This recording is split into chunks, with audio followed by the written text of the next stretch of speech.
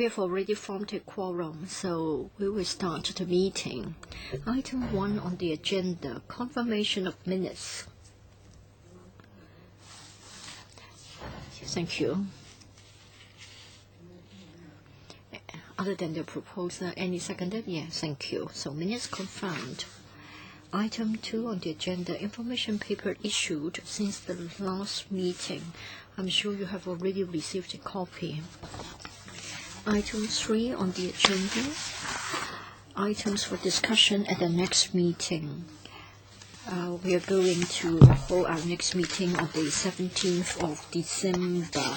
We are going to discuss the following items: employment situation on non-civil service contract staff, and also creation of a supernumerary post of principal economists in the Economic Analysis Division of the Economic Analysis and Business Facilitation Unit.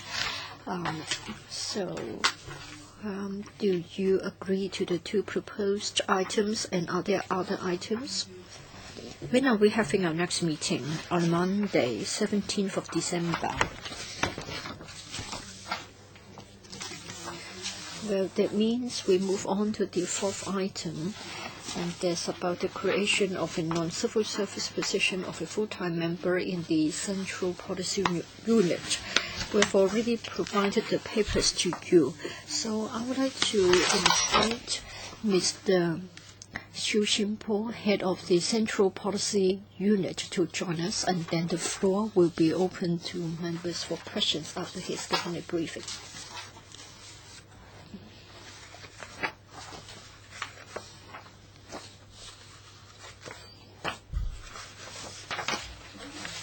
Good morning. Good morning, Mr. Xu and Mr. Wong. Mr. Xu is the head of the CPU. Mr. Stanley Wong is the research director of the CPU. Welcome, gentlemen. So, Mr. Xu, would you like to walk us through your paper?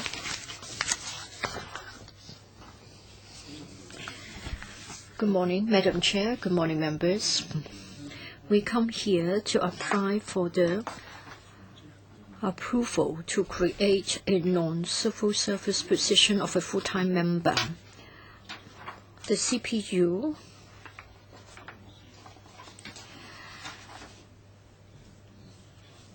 serves the CE, the CS4A, as well as the FS.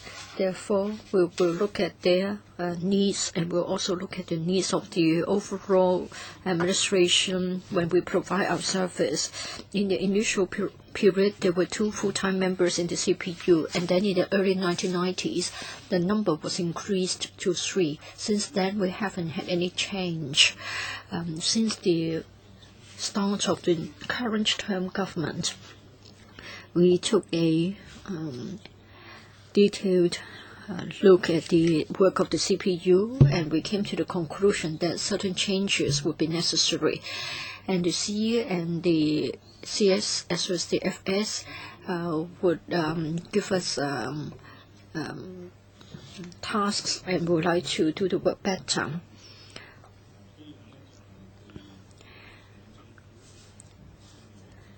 In relation to the administration's search for talents from outside the administration would be an area that we emphasize. Yes, we have been working on this in the past, but then we have got 300 to 400 advisory bodies, boards of directors, councils of the tertiary education institutions, etc. So we have got thousands of people from the community helping the administration. Under the HAB, the Home Affairs Bureau, we do have a list of 30 to 40 people. And we have also got our own idea. There are also others who have volunteered to join the public service. But then this is only a database, and on top of the database, and in fact, other than the members who are already currently on our advisory bodies or the boards, we still need a lot of people to help the administration so that we can realize the potential. So the administration has asked us to do the following. We are the CPU. Our department enjoys relatively more flexibility. So we have been tasked to take up this matter, and therefore one of our full-time members has been deployed to carry out this work. Understand that in the past 20 years or so, such work was not included as part of the work of the CPU. And then another consideration was that, as you know, that public opinion, including activities on the internet, are going to be more and more significant in terms of its impact on the work of the government. So we need to do more in this area. Professor Lau, during his 10-year tenure with the CPU, did start with some observations about the public opinion on the net. We need to intensify the work. Professor Lau has made a very important move, and that is he had been conducting in a systematic way public opinion surveys. The approach was mainly a telephone survey so as to understand the public opinion to facilitate our decision-making process. We do believe that telephone surveys would be important as a format, but it won't be the only one, and probably it has some deficiencies in terms of the response time. So other than relying on telephone surveys, we will also be making greater use of the web, and we'll be making greater use of the electronic medium so as to examine the public opinion, and then we can help the government departments to come to a decision. So a lot of work will be needed, and therefore we would like to have 4 full-time members instead of 3. That's the rationale. Thank you, Madam Chair. Thank you, Mr. Shiu. We're supposed to end by 9:45 as far as this session is concerned. We do have a long agenda, and later on the Civil Service Department members will come. Emily Lau, Claudia Mo, Sin Chung Kai, Yip Kin Yun, Liu Chang Kong would like to speak. So 5 minutes each. First of all, Emily Lau. Thank you, Madam Chair. I speak on behalf of the Democratic Party. We oppose this proposal. First of all, as Mr. Shiu has said, he is changing the functions of the CPU. I think we should have been told about this much earlier instead of trying to introduce the change by way of creation of a new member. We are worried. And I think given your background, you should understand this point. Are we going to politicize the civil servants? I think on the record was the program that Mr. Shiu gave an interview. He said that they were the political tools for the government, and they had to fight a battle for the government. I was really shocked. I think the gentleman sitting next to Mr. Shiu is a civil servant. Would he admit that he is a political tool? And then I understand that civil servants are supposed to be politically neutral, unbiased, and objective. I don't know whether all the CPU members have to follow this rule as well, or does it only apply to some of them? I think the administration is trying to change the nature of our systems fundamentally. Elsie Leung would also like to change certain things, and that will be the end of Hong Kong. I think it's wrong for Mr. Shiu to adopt such an approach.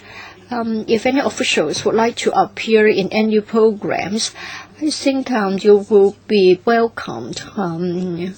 If you want to appear in any TV show, on any radio programs, they would certainly welcome you. They would rather have you than have us from the opposition camp. And then on Saturday, I think they got over $1 million, and then they placed advertisements in 5 newspapers to talk about small class teaching. This is the way how we spend money, so we have to talk to the FS about the budget, because we're talking about taking out advertisement now. But do we have to do that? And also, that the APIs on television, well, I'm sure, Chairman, you know that they are for establish policies, say, for example, to wash your hands, healthy living, but now that is no longer the case. The old age living allowance is not yet endorsed, and yet they have APIs publicizing the message. We have a system. It may not be perfect, but it's established and it's been effective. But now you have politicized everything. You use taxpayers' money for political purpose. Well, of course, for the CE and his team, that is political. And for the pro-establishment, they are political. But when it comes to the civil service, they will have to keep to that principle to make sure that there is an open, fair, and impartial system for Hong Kong. And now the entire administration has been tipped, and that is the same for all the other structures and organizations as well. So we object to this. So how many of them are civil servants, and how many of them are not in the CPU? In the CPU, there are civil servants and non-civil servants. For the full-time member is a non-civil servant, and at the same time we have non-civil servants that are researchers, but they are on contract. We have about 50 people in the CPU. About 20 of them are non-civil servants. I would like to respond to what Ms. Lau said. Since 1989, so since Good Start, the main function of the CPU is to feel the pulse of the public. So we have not introduced a major change to the function of the CPU. And in the 10 years when CPU was headed by Professor Lau, one of the duties set by Professor Lau for the CPU is to find talent to participate in the public domain. Therefore, we have recruited a lot of youngsters in the CPU. They would give advice on public affairs, and in this way, we hope to arouse their interest in serving in the public domain, and that is one of the duties of the CPU. We are only strengthening our role and duty. We have not changed anything. And when it comes to the media, on Saturday I was talking about the administration, not the CPU. I said the administration has responsibility when it comes to parliamentary politics and party politics to explain very clearly about their policies and their stance, and to engage in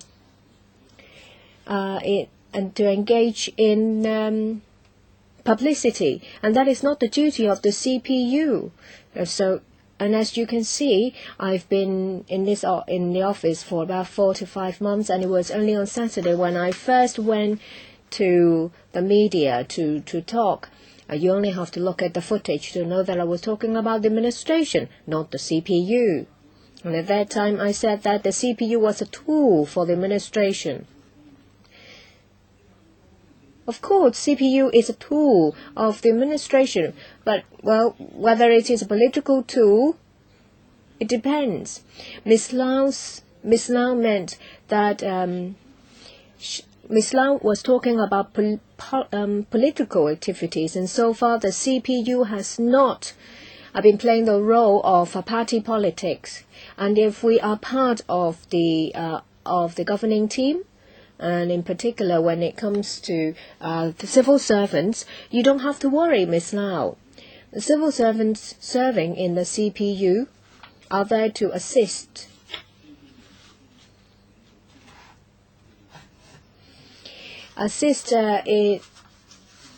the non-civil servants leaders, and that is their duty, and they will remain impartial. That is the case for all civil servants in different bureaux.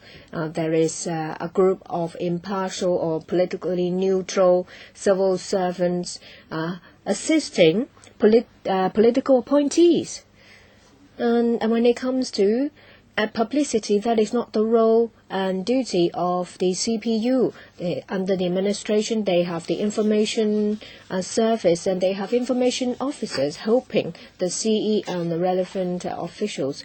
We are there only to find out public sentiment and give advice to the CE so that they will make decisions accordingly. I will queue up in the second round. Well, I hope that the last Saturday will be the first and last time when he speaks in the public. Why? Because what you said contradicts what you've just said. Why? Mr. Xiu and Miss Lau, well, you will have to be cool before you speak. Sorry.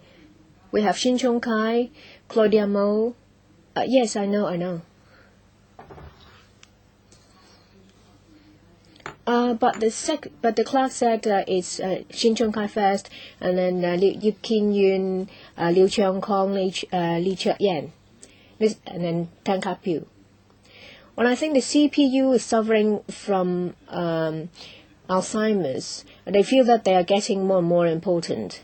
And if you look at the functions of the CPU, one of them is to assist in the economic development of Hong Kong. And just now we've heard last week that there was an economic growth of just over 1%. That is from the government economists. And we have the Hong Kong MA, we have the Treasury, we have the FSTB. Isn't it better to have one person being responsible for that instead of an entire bureau? What is the division of labor? And how do you avoid having a redundant structure? Yes, you talk about public sentiment, and that is something that you have been doing. But A and B, to strengthen the study of Hong Kong social and welfare issues. But we have a whole team in the Labour and Welfare Bureau, and the CS4A will be heading the Commission on Poverty, studying a similar issue. So isn't it redundant? Because for cultivating talents and also public sentiment, you already have staff members doing that. That is the case in the days of Professor Lau. So my question is, how do you avoid having a redundant structure? Thank you. Your concern is correct, but there is no question of redundancy or duplication here. Let me explain to you. Every bureau has to deal with a heavy workload. One of their duties is to respond to the monitoring of the LegCo. So the ability to conduct research in bureau is limited, and that is something that they have been doing. And because of this, they welcome people from the inside or the outside to assist them, in particular at the early stage of a policy. And well, if they have already made a decision, they will have to follow up, they will have to take it up.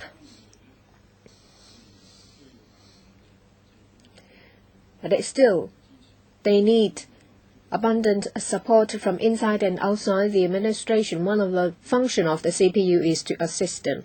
As you can see that there are a number of committees being set up on policy to help the relevant departments or bureau to implement the policies. But these committees are mostly advisory in nature. They don't have the ability to execute, and they rely on the executive department or the CPU on population policy on poverty alleviation, and also the financial development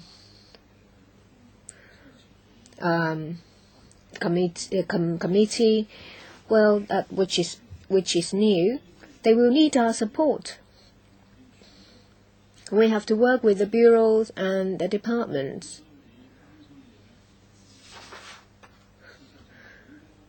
So your concern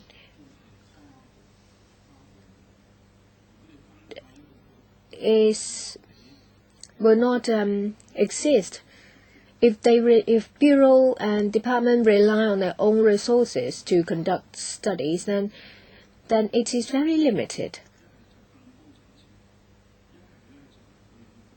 Either a higher echelon will assist, or they will rely on resources or organization outside. I will monitor the situation to see if there is any duplication, and if that is the case, then we will not do it. Ms. Claudia Mo. Thank you. Sorry, Ms. Shiu. Mr. Shiu. I'm afraid that the public remain unconvinced. You said that it's not appropriate for bureaus to communicate. Then you put in a system for them to effectively communicate. That is only bureaucracy at play. Mr. Leo Gustad, back in 1989, was headed the CPU. He made it very clear that the main function of the CPU was to be a think tank, to give advice to the then governor, to the financial secretary, or the CS4A. And of course, he will find out public sentiment, but the goal is more far-reaching. But Mr. Xiu, you openly said CPU is a tool of the administration, and the perception you give is that I'm now coming out to defend the administration in a publicity campaign. So who authorized you to say that? You said that now you are going to ask for the creation of a post costing $2.8 million. Well, if the policy can't win the public, then it is not a problem of the media or the university academics in their opinion survey. Xi Jinping said that, well, there should be cooperation among the three, separation of powers. And what, according to you, that the media will have to cooperate with the administration as well. So it's not just the cooperation of the three powers, the four powers as well. Are you going to divide the public further and to turn Hong Kong to enhance mainlandization of Hong Kong? Well, you did not use the word monitor and control. You said monitoring. Is it the case that CY Leung cannot have a wish of that Information and Technology Bureau? That's why you want to advance it, what he wants. And you also said cultivation of talents. Well, I'm afraid if the talents are talents like you, it is only a PR disaster for CY Leung. CPU should fold. I am very unhappy because the member has resorted to personal attack. I think we should focus on the matter, not on the person. You mentioned a lot of things, but I did not say those things. You are a bouncer. Well, you said that you have to engage in a publicity war, publicity campaign. Mr. Leo Gustad. Gather public opinion, not just on long-term policies, but existing policies as well. That is also the work of the CPU. Of course, CPU is a tool of the administration. It's a department. Or else, what is it?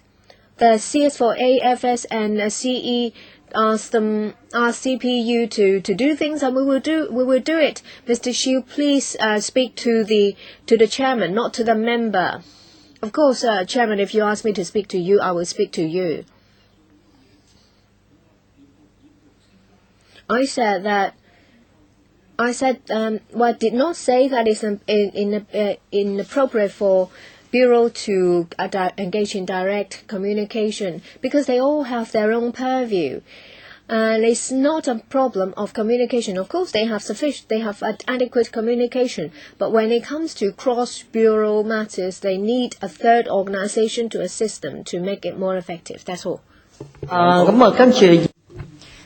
Next, Mr. Yip Kin Yun. Thank you, Madam Chair.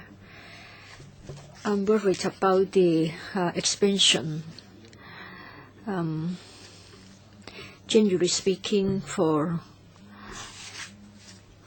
any policy bureau with 3 political appointees, the director of bureau, deputy secretary, as well as the political, the undersecretary, as well as the political assistants. So does it mean that there will be 6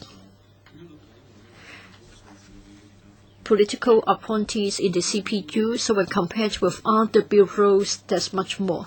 It is said that the establishment of the CPU is only 50, and yet out of 50, you have that many directorate posts. I may not be too familiar with the details, but from my own experience, it seems that this is on the high side. This is my first question. And then you talked about the new media. He said that with the intervention of the new media, you would like to create the new post. Well, the new media is a technical issue. For the directorate post holders, they have to look at the philosophies rather than looking at the features of the new media. So you will be more justified to create a post more focused on the technical side rather than having a directorate post. And then my understanding is that the CPU used to carry out a lot of surveys, but the findings were never published. The approach and the findings, the outcome, have not been announced for the academia, for the community to discuss and make use of the data. If the information is only available to the senior officials of the government, would it be too limited? Is it possible to make available the information to others as well? I would like to thank Mr. Yip for pronouncing the Chinese characters right. It's 調查 and 民調, not 民調. I made a point last term, but no one listened to me. Mr. Chiu, for our department, the establishment is not quite similar to that of other departments. If you only look at the number of staff, members, as well as the structure, well, we are a small establishment. Generally speaking, we have a director of bureau, an undersecretary, political assistant, a permanent secretary, and then a number of deputy secretaries. Usually they have 2 or 3 being the minimum, and then some may have 4 or 5, and under that they have the principal assistant secretaries and assistant secretaries. Even the smallest policy bureau will be smaller than this, will be larger than the CPU in terms of establishment. We have got a head plus 3 full-time members, and then we will be having 4 if we get your approval. We have also got 2 civil servants. We haven't got anybody from the civil service at the rank of D8. I have my deputy head, and he's pitched at D4. And then Mr. Wong next to me, he's at D2. So we have got 5 altogether in relation to full-time members co-responsible for the so-called political work. So the establishment isn't a typical one for policy bureaus. And if you look at the absolute number, we are probably the smallest bureau or smallest department rather than a bloated structure. You also asked another question. We want to create a new post. The full-time member won't just be working on the new media. we want to strengthen our work. We want to understand and know more about the public opinion as well as the new media. The new media creates a lot of new work, but this is but one of the many aspects.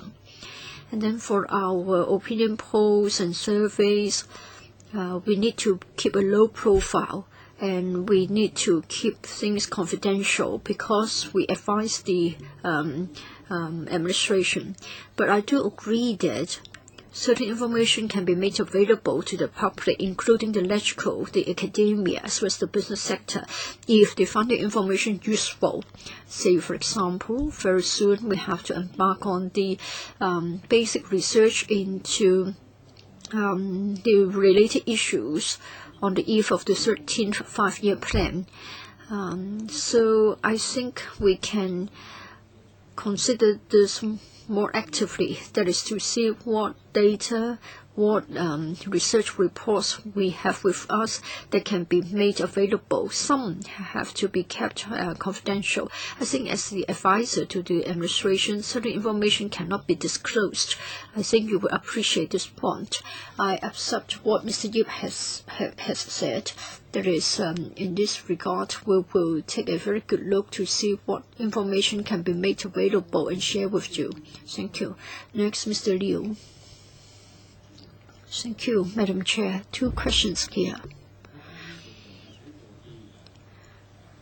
I read some papers. It is said that for this new post, as well as the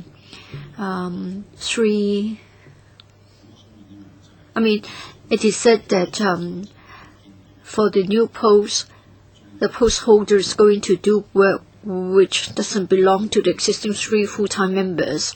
So what are your requirements?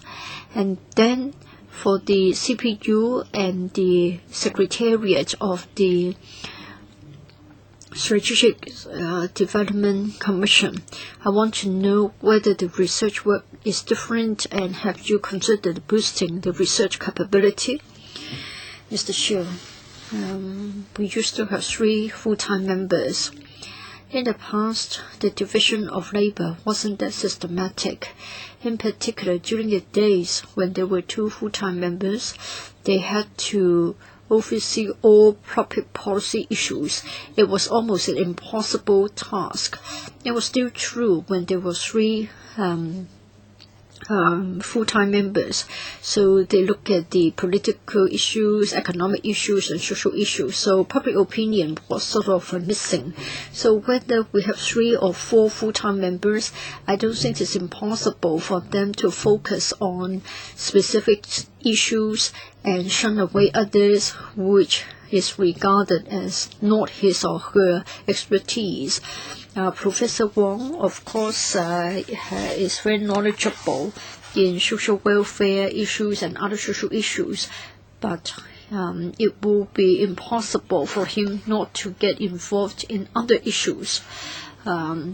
Issues that he is interested in, issues that he is capable of. So it's quite unlike accountants and lawyers and administrative managers who would have their own dedicated portfolios. In fact, the full-time members have to coordinate a lot of issues, and while they have certain expertise in certain areas. For the Strategic Development Commission, I made a very important decision. We have decided that we are going to share the same pool of researchers for both the CDS as well as the CPU. I also cover the sharing of resources. This is because sometimes the issues are common. So we will be serving the clients of the Strategic Development Commission as well as the service targets of the CPU. Mr. Liu.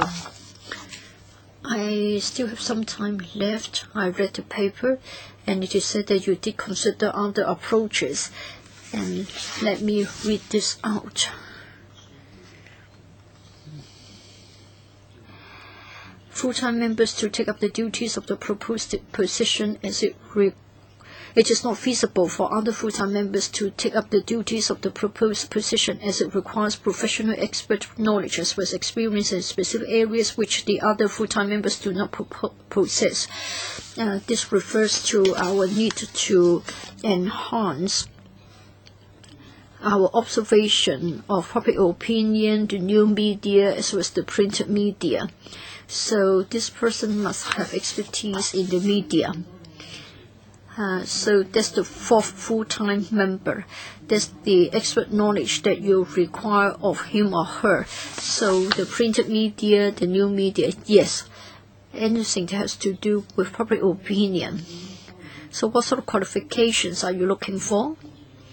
Of course, it would be best if it comes from the media. If someone has been involved in newspapers, he knows the printed media. If somebody has been involved in the electronic media, then he or she knows the electronic media. I think basically we want someone who knows the media. Both ladies are the right candidates. Yes, many members would be interested to apply for the job. Mr. Lee Cheuk-yen. In the past, we have been most dissatisfied with the lack of transparency of the CPU. I think studies on retirement protection have been carried out, but for many years you have not made them public. Now, Mr. Leung Chen-ying likes very much to have unauthorized building works. Now, for this CPU, it is a major case of UBW in two aspects. First of all, cultivation of a reserve of talents. You want to have a talent bank. So I want to know what this is about. I think it has been rumored that all the advisory boards would require the approval of Sophia Carl in relation to their membership. Is it true for the rumor to say that anybody who has been a supporter of C.Y. Leung and who hasn't got a place on any advisory body would be given a post?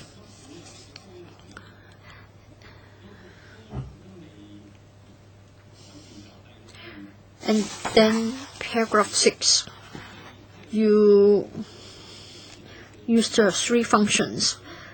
You haven't and got the endorsement for a new function, and yet you have already recruited Sophia Carl.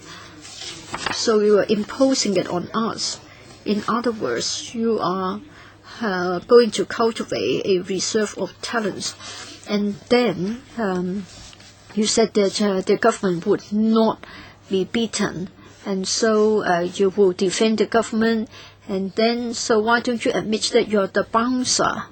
So you're going to fight back. This is like the Central Propaganda Department of the CCP. So you're really above many others, because it seems that you are on the Central Committee. If we have the Central Committee, you must be one of the 7. And of course, in China, we have the studies carried out by the Social Services Academy. So would you agree that you're having 2 pieces of UBWs and you ask the public to cough up another $2.8 million to foot the bill? So, Mr. Xiu, do you agree that you have 2 additional functions? They're like the UBWs. So it's like that you would like to have the Central Propaganda Department as well as the organizational departments from the CCP?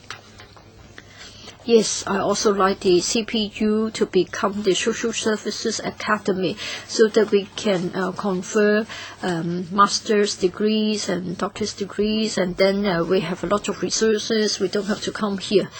So, first of all, you said that we were the bouncer. No, I've been with the post for a period of time. We have never hit anybody. No. The CPU is part of the administration. If you ask me whether it will come out together with the other departments of the administration, well, we haven't been given this task. In the future, should there be controversies in relation to policies, we didn't take part in the formulation of all policies, but in future, if certain policies would require our explanation, we will take part. But we are not going to be the bouncer. We can't beat anybody up, and we would not do that. Cultivation of talents. I think all departments have this work, and the CPU also has to do this. We used to have a senior AO who's responsible for looking for non-full-time members. So we have to check if anybody is suitable to fill such posts. The only thing is that we want to enhance this work, and it is not confined to the CPU, but we will be including the 3,000 to 4,000 members on the hundreds of advisory bodies. So for Ms. Sophie Kang's work, well, the CPU is a department, but then we are not a power organ. We haven't got any statutory power.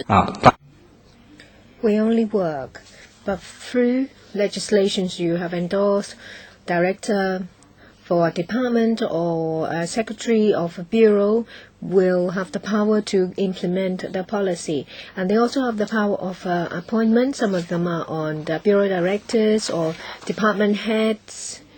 Well, that cannot be changed because that is based on the legislation. We just now want someone to be the coordinator, to collate the information and then in a systematic way provide the information to people who have the power to make appointments. The CPU is not the central propaganda department. Well, if we are the CSB, well, the CSB itself is huge. The central propaganda department, is it the information service of the administration? Because they have the duty to publicize government policies. Well, I think that is not the role of the CPU because the budget of 80 million is not enough. Well, I do think that all 3,000 people will be recommended by the CPU. I think they are indeed what I said they are. This item is scheduled to end now. But for the first round, I have Tan Ka-piu and me, and second round, Emily, Lau Shin Chung Kai, Lee Cheuk Yan. We'll have to extend this discussion, this agenda item by 15 minutes, 3 minutes for the second round. Still in the first round, Mr. Tan Ka-piu. I have two questions. First, qualifications. I see 4 people who have been appointed full members. Wang Chia-kei, Sophia Ko, Charles Kwan, and Fanny Ho. There are 4 names already. So what is the selection criteria and what are they responsible for? The second question, I'm concerned with social welfare or poverty alleviation. I've read a report that CS4A, Mrs. Carrie Lam, said that she will do a lot in the Commission on Poverty. She said that she will spend $8 million on a secretariat. That is to deal with policy support provided by the Commission of Poverty, which is cross-departmental and cross-departmental and cross-bureau. And Mr. Xu, you said that you will have to do whatever the CE asked you. So on poverty alleviation, have the CS4A or the CE asked you to do anything, Mr. Shield? Qualifications and credentials of the members. Well, Ms. Sophie Kao, you mentioned her. Ms. Kao is an expert on human resources. We asked her to join us to assist government departments and bureau and the CE on development and management of human resources or manpower. Professor Wong, I don't think I need to elaborate. Ms. Ho, after she's graduated in financial school, she works in the financial sector. She may not be well known, but that is not the criteria of our selection. We look at their competence. You may say, well, nobody's heard of this person. That is not surprising, and it's not something new. Look at from 1989 to now, the appointment of members in the CPU. A number of them were unknown entities when they were appointed.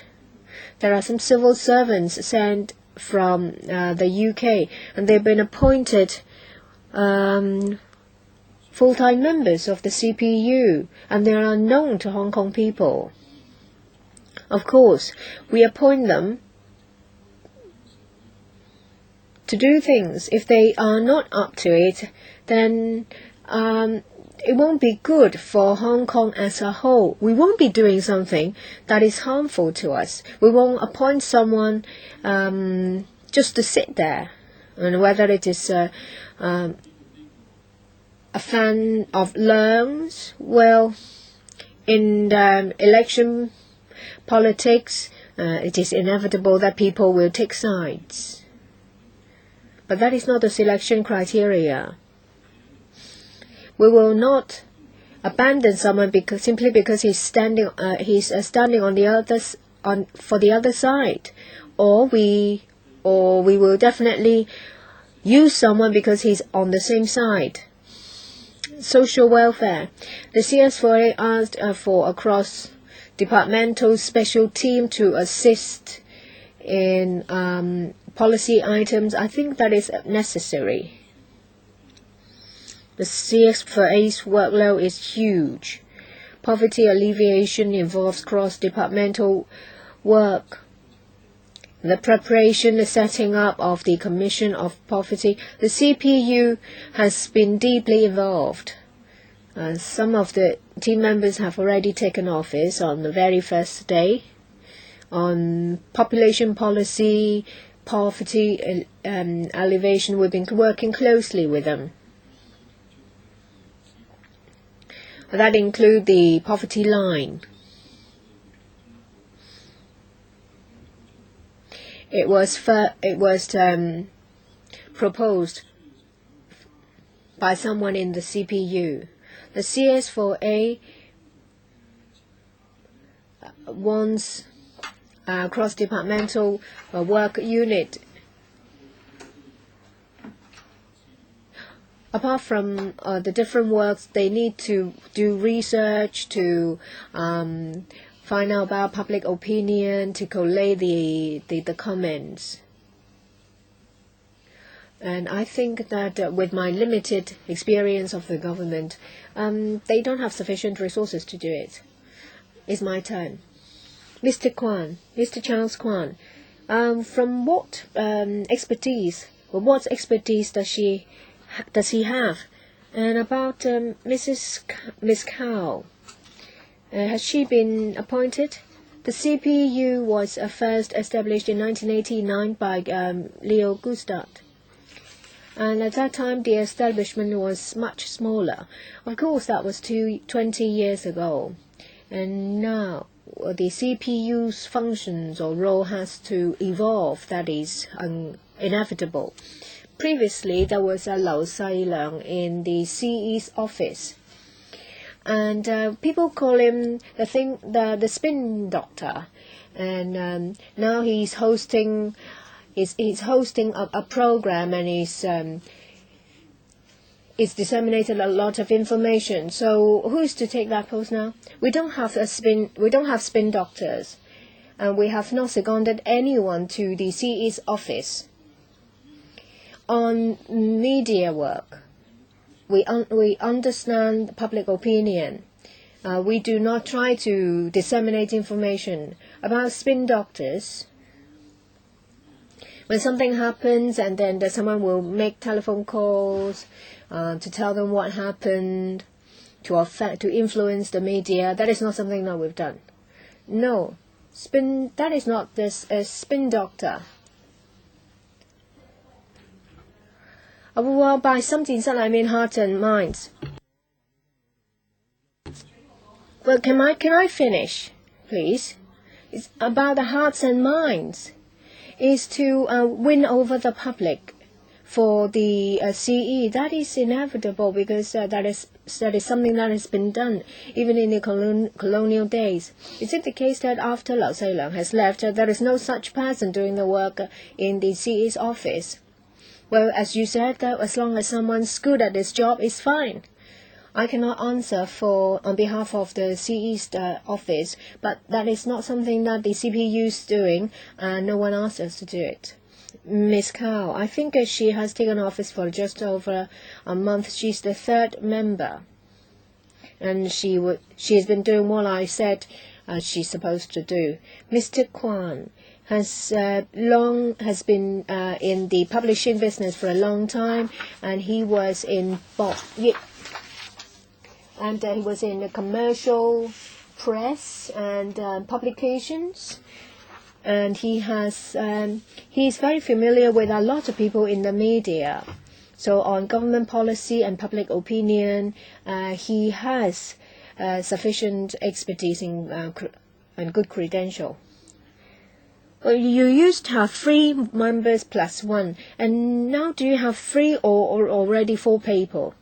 We have 4 people. The 4th person is appointed on a term of 6 months, just for the time being. With your approval, we will turn this into a permanent post. What about Fanny Ho? Well, I agree, yes. It doesn't matter whether that person is well known or not. I suppose she works in the financial and monetary sector. Yes. The CPU has long wanted an expert from the financial and monetary sector. We offer good remuneration, but compared to the financial sector or a good economist, we are not offering as good a package. Professor La has always wanted to find someone with an economics background. Not even a researcher, and this time round we have found Miss Fanny Ho, and we're very glad. And I think for about 40 years she's been engaged in matters related to monetary and financial services, including in the U.S. 40 years, 30. She's in her 50s, so she's very experienced. As far as I understand, that she has always been in the financial sector, nowhere else.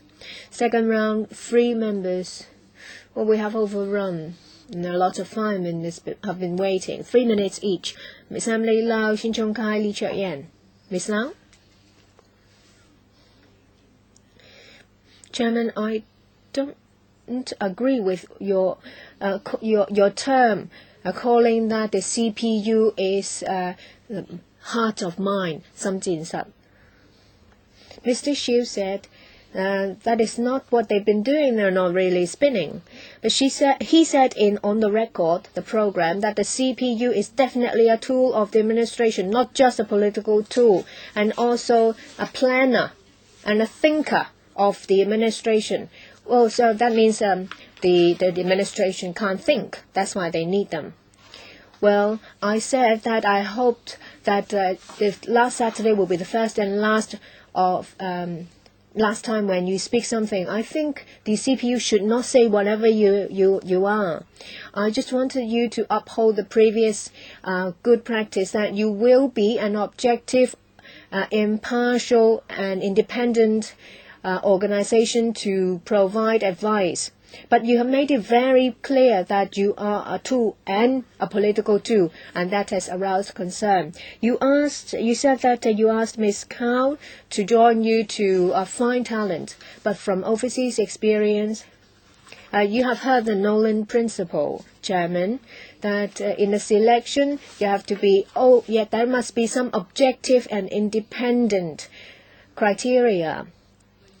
And you need an independent committee to find people for you, which is independent.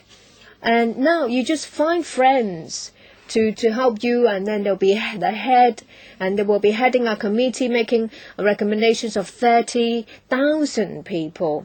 I think you have just it's a complete overhaul of what we've been practicing. I hope Mr. Chiu will take into account what we have said. Don't give people the perception that you are partial, you are not independent.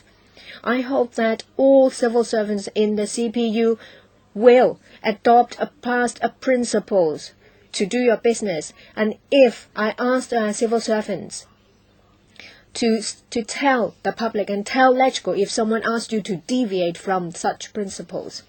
Ms. Lau, I think you have mixed two things up. CPU does not lead. So the leader of the CPU is not a civil servant, and the CPU has never been neutral, even in the days of Gustad. In the days of the Gustad,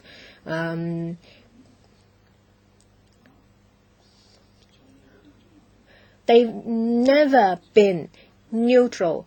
The governing team of the administration cannot be neutral because they have to explain the policy objective. Yes, civil service has to be neutral. 160,000 civil servants, including administration officers and directors, bureau and department directors, they have to be neutral, and they carry out works as assigned to them. And the public has to understand this.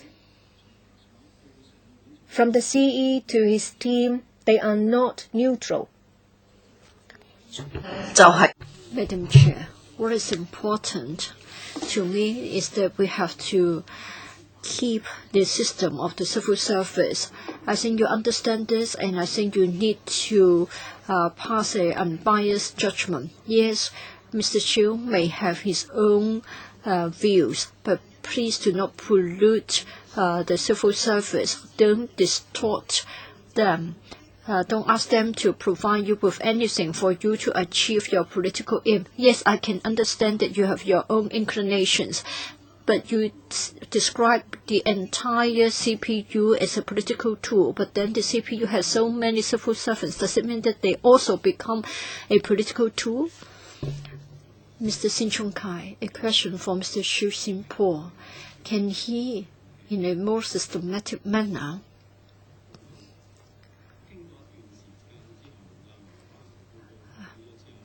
in relation to reports and findings of surveys, declassify them and publish them after a period of time, say about a year's time, so that we feel that the money that you asked for has been wisely spent and justifiable. But of course, when something is being heatedly debated, then we can't have the information declassified. But after the battle has been finished, I think we can do that.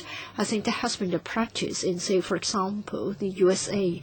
And we are talking about EXCO's papers.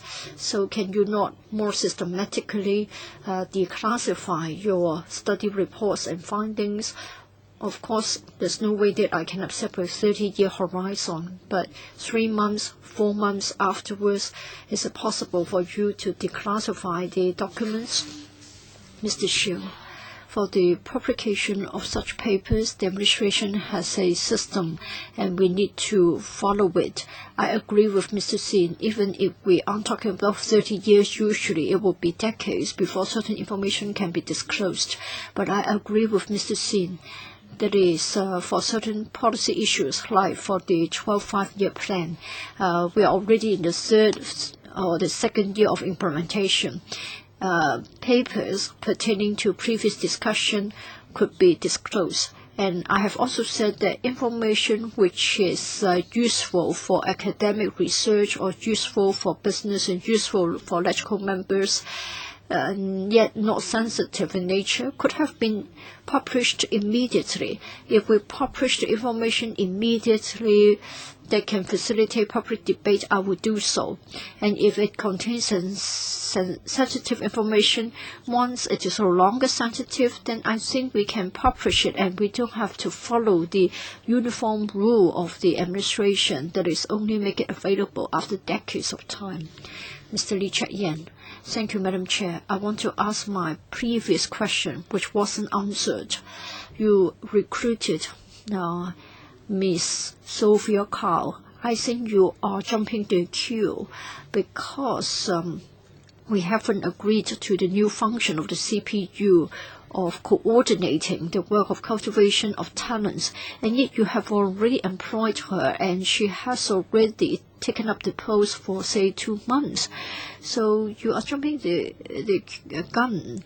And when you first applied for the money, you didn't have that function. Now you have an additional function. So I describe it as a piece of UBW. And what is meant by coordinating the cultivation of talents? Does it mean that in future all advisory bodies and organizations must have her approval before they can appoint any members? Does it mean that she will have a hand in the appointment of membership? So whoever would like to be part of the CY Learns camp, then first of all, they have to get the support or approval of Ms. Sophia Carl. Mr. Chiu. Well, Ms. Carl is occupying an existing post. She's the third full-time member, so we haven't been jumping the queue. As to the function, whether it's a new one, all along we have this function, but not the main one.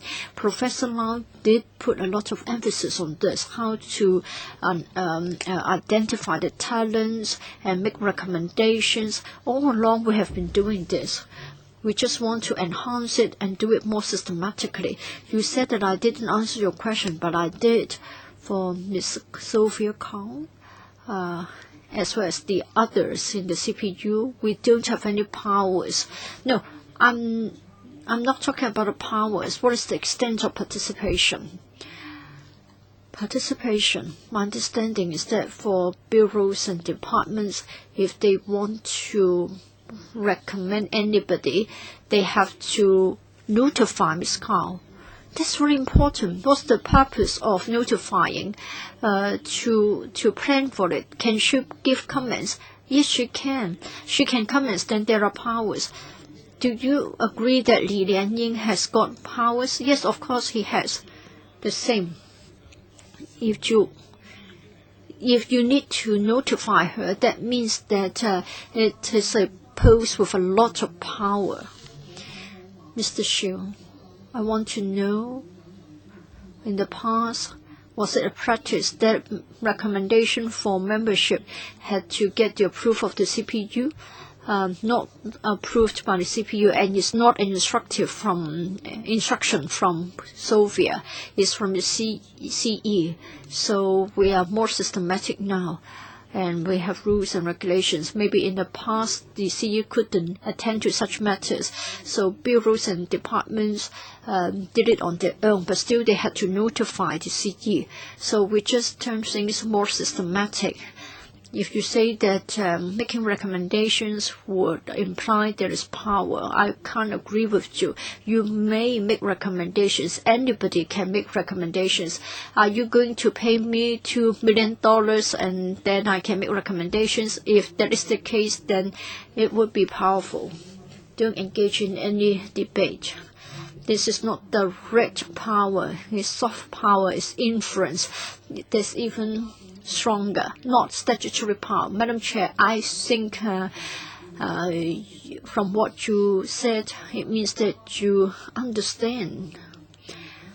Mr. Yip, you have just come back, so 3 minutes. We have overrun very seriously, and a lot of guest speakers are waiting for the turn to come in to speak. The classification of papers and findings of research. I just want to know a bit more. Are you going to drop a system? I think just now Mr. Shiu has roughly talked about it, but I really want to confirm whether you're going to formulate a system so as to classify the documents, some for immediate release, others for release later on. So will there be a system? Madam Chair, we already have a system. Everything that we do, every survey that we carry out, we will ask ourselves this question: can the materials be disclosed and when? So we have had over an hour's discussion. We have a lengthy agenda, so I have to draw a line. So the question before us is, do we agree to recommend this paper to the ESC for approval? I object. Do we have to vote on it? I would like to have a vote. Those who are against it, please raise your hands. 2. Who are in support? Those who are in support. The majority are in support, so I will make this recommendation to the ESC. Should it be voted on separately? Of course, yes. There's one more who's opposing to it. To be voted on separately at the ESC meeting as well as the FC meeting.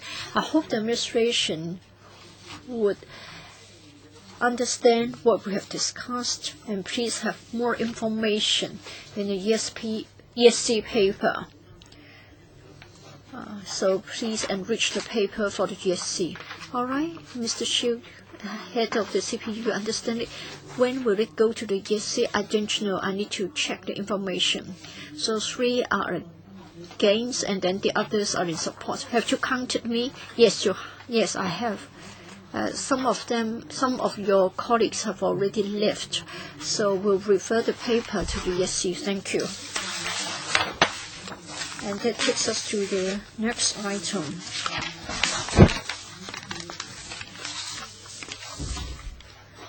The civil service. I think you would also be helping us with the Commission on Strategic Development. So we can take the 2 ESC proposals together. Creation of 1 supernumerary post of the AO Staff Grade C in the Secretariat to the Commission on Strategic Development. Mr. Shiu, please. Well, for the second item before you, it's also from the CPU. I think in 1997, Mr. Sik-tong set up the CSD upon the return of Hong Kong to China to look at the long-term issues of Hong Kong's development.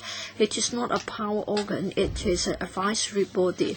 It assists the Suk-yee and the public to look at long-term development issues. For 15 years, the CSD has undergone many changes. Sik-tong first chaired it, and then it was Donald Zhang. At one stage, it became a very big organization with over 100. I once sat on the commission as well. Now the size has been reduced to dozens of members.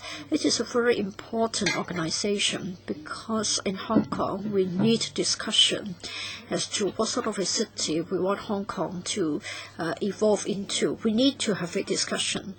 This commission won't deal with imminent issues, and the commission won't just deal with a single topic. Even for things like the population policy, it involves long-term development. But the CSD is more about the vision of Hong Kong in the long term. The CE would continue will have the CSD being continued, but there will be major changes. The term of office of the former CSD came to an end on the 30th of June. Now for the new CSD, we have got some ideas and we will be appointing new members and we'll start our work.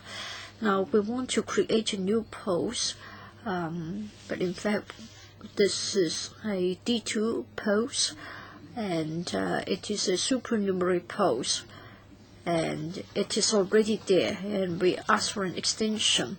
We want to have it until the 30th of June 2017, so it's not a permanent post. Thank you, Mr. Xu. I'll ask the first question. It's a simple one. I was once a member of the CSD. I remember at the beginning there were lots of people, over 100, and then Mr. Zhang, the CE, shrank it down to just a couple of dozens. Each member will have only a minute or two, and then the CE will answer. There was no discussion, and we had no idea what follow-up work was in place. We have given valuable comments. Well, so the next term, I don't think that there should be so many members, because otherwise it will be just a talk shop. At the beginning, there was just a dozen people or so on the Tongqihua. And then later, when it was expanded to over 100, I think we were both members. There were problems with both. A few dozens, 40 to 50 people will be too many people, so we will trim it down. And you mentioned about it being a talk shop. The meetings themselves are quite long, not an hour or two, half a day. It's kind of like brainstorming. That's our proposal. And a second thing we have in mind is that the discussion will be turned into a paper that will be made public so that the public can participate and they will know what the discussion was about. And if necessary, we will supplement it with research.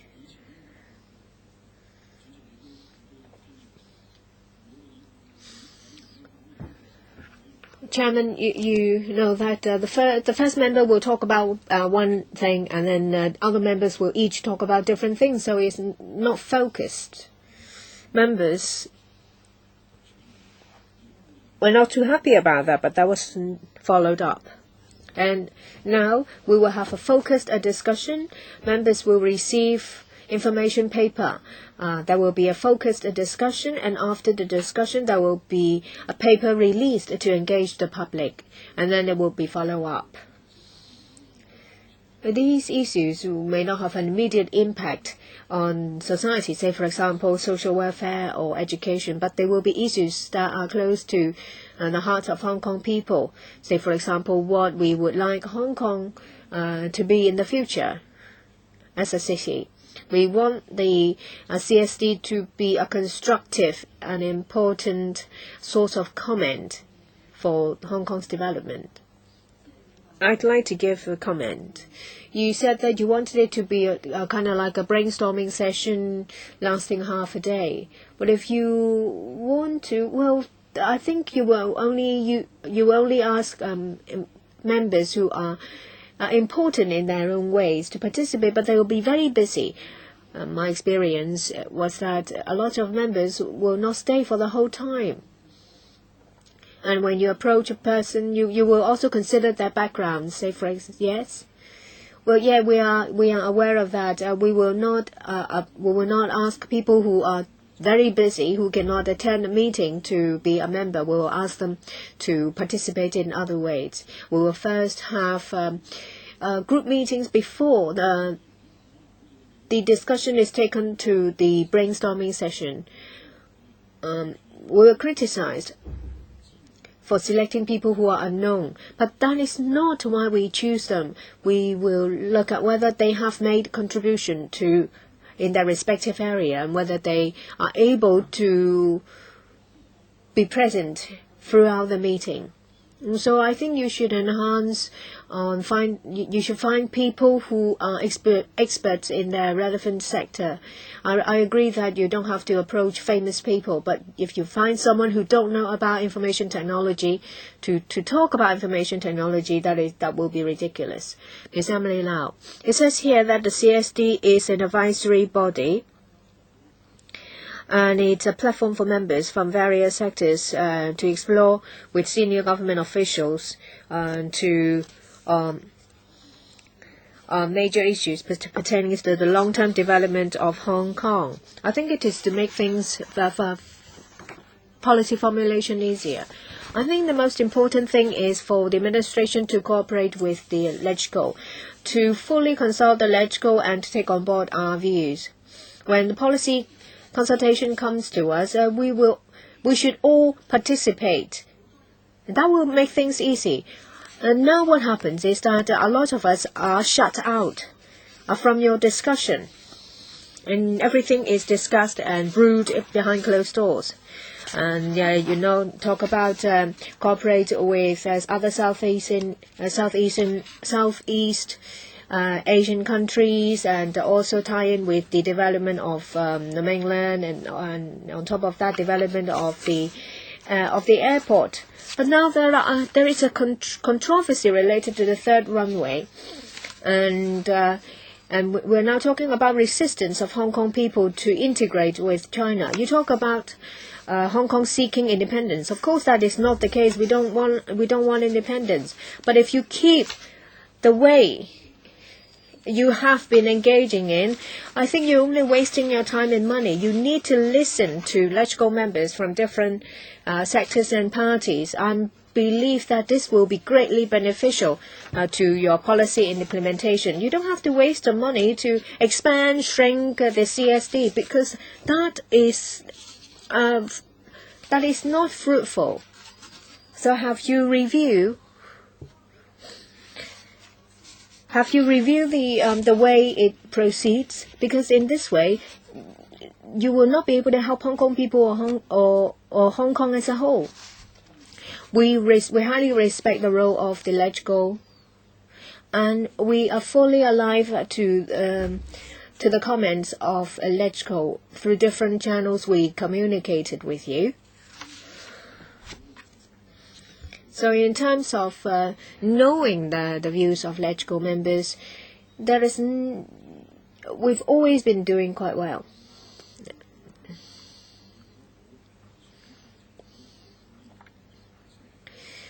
Well, we are not here to explain about what the previous government has been doing.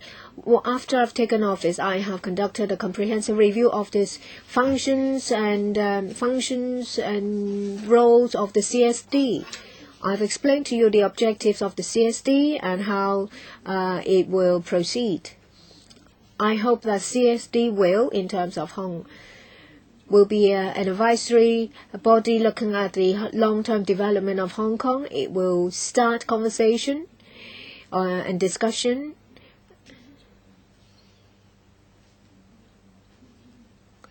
on various issues. And these issues may not be specific issues dealt with every day in the LegCo. We're talking about long-term issues. They may be abstract, but they may have an impact on what we should do, on what we should not do in the immediate future. We would also like to know what the public thinks is, say, for example, education.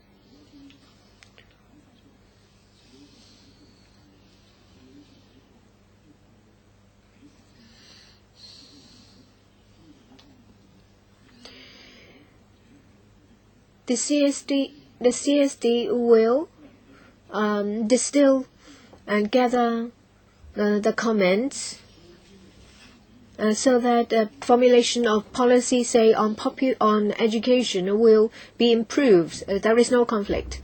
If they are so alive to the comments of LegCo, how come that the proposals they've made at the time when they come to LegCo will cause so much controversy? How come there is no consensus if that is what he said? It's only natural that there are different views in society. But I asked if the administration respect the views of LegCo members. Of course. But mutual respect doesn't mean that we will be able to reach consensus. We have independent minds. But if there is no consensus, how can we move forward? How can you move forward without the support of LegCo? Members and officials, please let me ask you to speak before you do so. I will ask a question for Ms. Lau as well. The CSD is looking at long-term development issues. You have a group, say, studying how Hong Kong can strengthen economic and trading relationship with ASEAN countries. Then can such issues be taken to the LegCo for further discussion? Yes, it may be a minor issue and a long-term issue, but at least there will be discussion. In principle, I object to that. Professor Lau placed emphasis on the relationship between Hong Kong and our neighboring countries. We want to participate in ASEAN activities in a certain capacity. Of course, LegCo has autonomy as to what should be discussed, and the administration has the duty to come to explain. So I don't see where the problem lies. Li Chok-yen. I was once a member of the CSD. I agree that we didn't want it to be a talk shop. Now it may not be a talk shop, but I don't know what it is. You say brainstorming session, looking at long-term issues. The difficulties are that there are a lot of organizations talking about long-term issues, say the Long-Term Housing Strategy Committee and also Commission on Poverty. The CPU will also conduct studies on long-term issues, and there will be brainstorming sessions and subgroup discussions under the CPU. So there are a lot of discussions on long-term issues. And people will engage in just a lot of work that will not end in action. And then on top of that, there will be researches or studies. The CPU will have to conduct your own studies and will have to do studies for the CSD. And the CPU itself will talk about long-term issues, and the CSD will at the same time talk about long-term issues. Why don't you just fold CSD and use the platform of the CPU?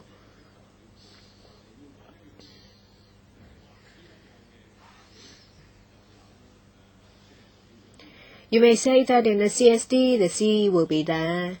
Well, I don't know. I don't know whether the CE will continue to chair the CSD.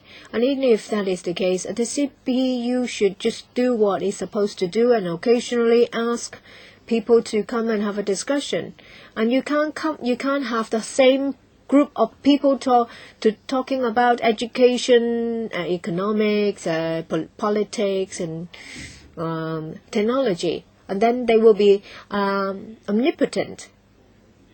Well, I think apart from LegCo members, nobody else can be omnipotent. I'm just singing my own praises. But you need to know what you are doing and what role they play. I do think the CSD is a duplication.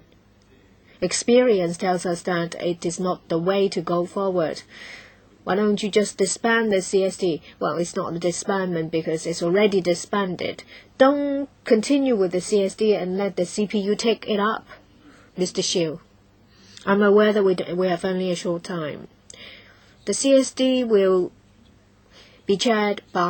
continue to be chaired by the CE, so it's of a higher level than the CPU.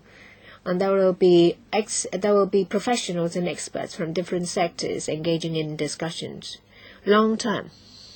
But I use two terms, long term and comprehensive. Of course, for the long-term housing strategy, they are looking at long-term things. But apart from looking at long-term issues, we will look at in a comprehensive way.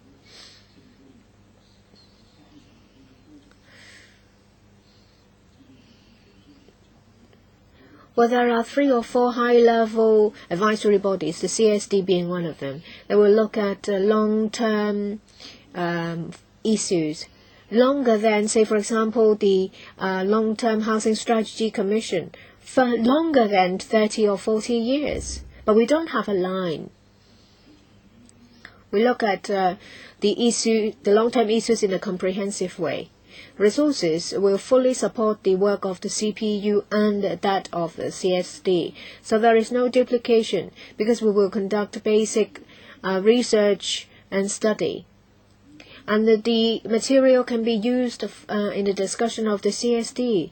What is different is that we want the CSD to be the drive for these issues to crystallize in the future, and that is something that the CPU can't do. Well, if that is the case, you really have to have long-term and comprehensive discussion, and the members will have to be really good. If you're talking about 2047, I think the only issue in the long run that we need to talk about is where Hong Kong stands in 2047. Because that is the end of the 50 years no change. If we're talking about long-term comprehensive issues, without looking at the change in the political landscape, that is useless. So there isn't any long-term issues that have not been discussed by the administration, barring this one. Yes, we've heard that. And Mr. Xu, I believe he heard it as well. I can respond. That is definitely one of the issues we will consider.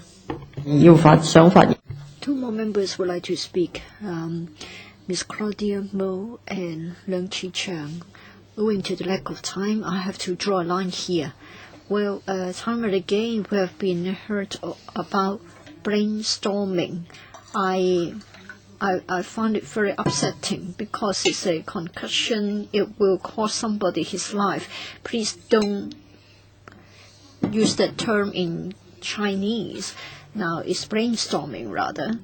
I think in the year 04 or 05, I was also invited to sit on the Commission on Strategic Development. I asked why my name was suggested, and then I was told that Professor Lau Shiu-kai recommended my name.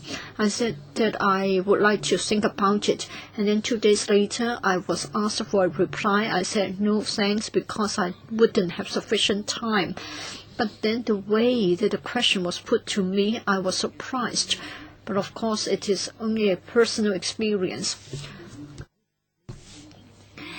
But it was making me unhappy because that person asked me endlessly as to why I had been invited and yet I turned down the invitation. Because I was given to understand that I wasn't giving face to him. So I think it is like the political rewards. For the CSD, it used to give us a very poor impression. That is like having allies in a camp. And this morning we heard descriptions like a bloated organization and UBWs.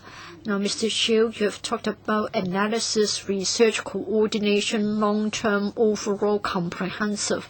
But do you have something more concrete? Can you confirm that it is not overlapping? And second, it is not a oversized organization, and this is not a UBW, and you really need it. Now, brainstorming may be even more harmful than having a concussion. I think it's a matter of the rendition of the term from English into Chinese. We don't need to dwell on it too much.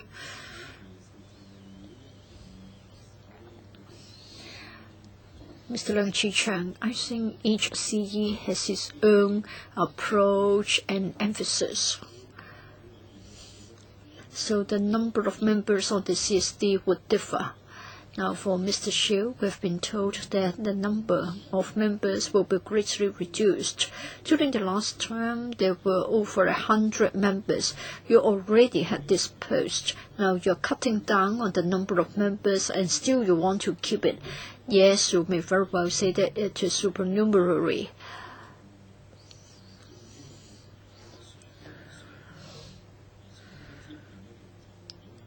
So it won't have a huge impact on the recurrent expenditure of the government unless and until it becomes a permanent post. And that would have made a change in our discussion. So my question is it that the Suk-yee holds this view, that is the CSD, despite a smaller membership, requires more support in terms of research for the members? I don't quite see the justification for having this post. Mr. Shiu, I think that you are talking about the secretariat, and the post has always been there. For the CSD members, they're volunteers. We don't need extra expenditure. It's only a matter of providing one more glass of water. At one time, there were over 100 members on the CSD prior to Donald Tsang, and then under Mr. Donald Tsang, the number was reduced. We want to reduce it further to make things easier. In terms of the support staff, in the past, the CSD used to have meetings once every 3 or 4 months, and then after discussion, that's it. Yes, there was some follow-up, but now we are going to publish a paper to list out the results of the discussion of the CSD, and then we will follow up on the discussion generated in the community. In other words, the workload will increase. Now, my view is that the CPU's resources, if necessary, will be shared with the Secretariat of the CSD. Therefore, we want to keep the Deputy Secretary's post. So, despite the smaller membership, the approach will be different, and also the work to be covered will be more than before. So, Mr. Shiu, it isn't something new. Every term you have this D2 post, and every time it will tie in or dovetail the term of the Suk-yee, and that's why you have it until the 30th of June 2017. All right, we draw a line. Also, members, do you agree to refer this paper to the ESC? So this is not something new, not new post. Miss Emily Lau, I object. It's not something new. We used to object to it in the past. You have also said that it's quite useless, and I don't want to waste public resources. So just ask around who opposes other than Ms. Lau. So just one member disagrees. So we'll recommend the paper to the ESC, hoping that it can be endorsed. Thank you, the two gentlemen. And then I would like to invite the Secretary for Civil Service, who has been kept waiting for quite a long time. We'll be talking about the overview of responsibilities and objectives of the CSB. I will ask the Deputy Chair to take over the chairmanship for me for a while.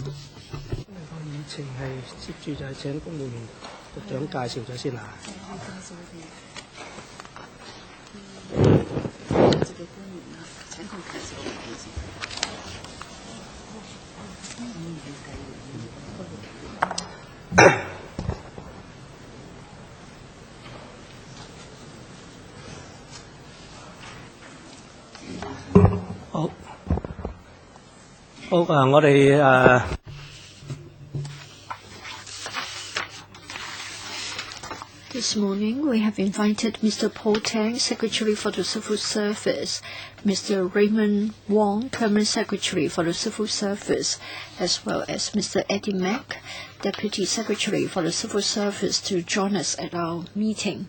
So first of all, I'll give the floor to Mr. Paul Tang. Thank you, Mr. Deputy.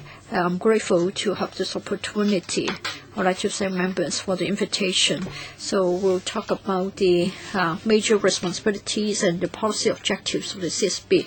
Our paper has already set out the main responsibilities as well as the major policy objectives, so I won't repeat the details. I just want to highlight a few points. I'm sure in future on individual topics we'll have the opportunity to follow up on the details.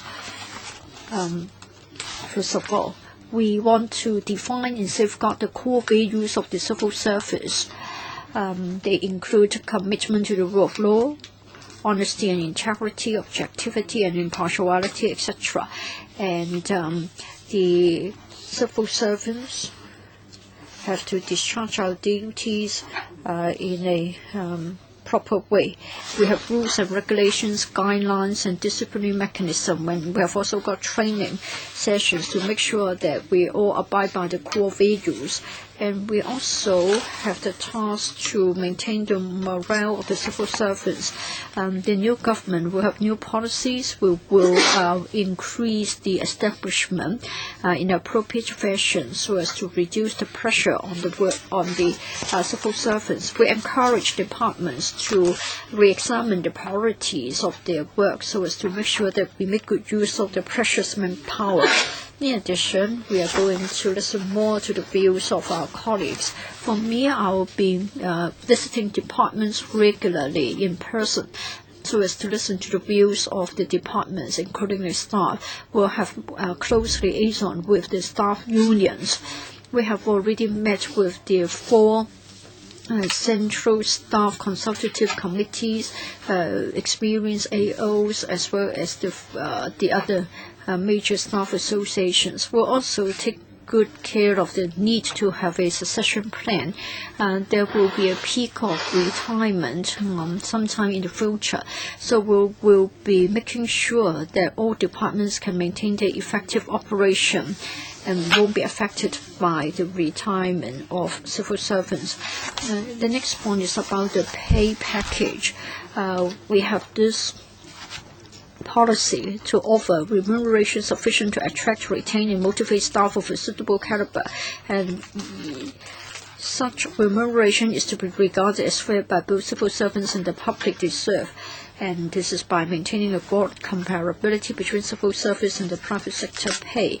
We have the pay trend survey held annually, as well as the starting series survey, which is held triennially. And lastly, I firmly believe that all the civil servants will be dedicated to their service, and they will adopt a people-oriented approach in delivering the service. And I'll be happy to take questions from members. Thank you. For members who have raised their hands, we have Emily Lau, Claudia Mo, Lee Chet Yen, Deng Ga-biu, Yip Kin Yun. 5 minutes each, all right? Emily Lau. Thank you, Madam Chair. Probably Mr. Tang was listening in to our proceedings while he's in the waiting room. Of course, he's a political appointee, but he used to be a civil servant. So can Mr. Tang clarify the following point? Yes, the administration has its political inclination. The political appointees are under the political appointment system. But then for civil servants, they have these core values, commitment to the rule of law, honesty and integrity, objectivity and partiality, political neutrality. So Mr. Tang, please reiterate this point. In any department or in any bureau, you will be led or you will be under the leadership of a political appointee, but will there be a firewall to make sure that the civil servants can adhere to the core values so that the system won't be overthrown? I think this is important. And then a word on succession. I think we did raise this point with the former SCS. She said that it wouldn't matter much because she could ask the retirees to come back, or the retirees could retire later. I'd like to know whether you take this matter seriously enough. Mr. Tang. Thank you, Ms. Lau, for her questions. First, political neutrality of civil servants. We believe that this is part of the core values of Hong Kong. We have also made it clear that this will be upheld by the new term government. This is contained in the code for civil servants as well as in the code for the political appointees. Civil servants are politically neutral. The political responsibility will be taken up by the political appointees, but the administrative responsibility lies with the civil servants. Civil servants will provide objective advice to the political appointees. The political decision will be made by the political appointees, and they are held accountable. The civil servants' responsibility is to be objective and impartial and provide the professional advice as to what has to be done or what shouldn't be done. This is to draw a clear line between political responsibility and administrative responsibility. Succession. Yes, we understand that this is an issue. We are following this up on two fronts. First of all, for departments which have a shortage of manpower, they have started the recruitment exercises. In other words, we won't be having gaps. There will be newcomers joining various departments. As we've said, well, with every department, say for example, the directors, deputy directors, or assistant directors, we have to ensure that there will be a succession team. However, in the individual circumstances, maybe the officials will have to stay in the office for another contract, but that is more an exception. We will closely monitor the situation to avoid succession problems.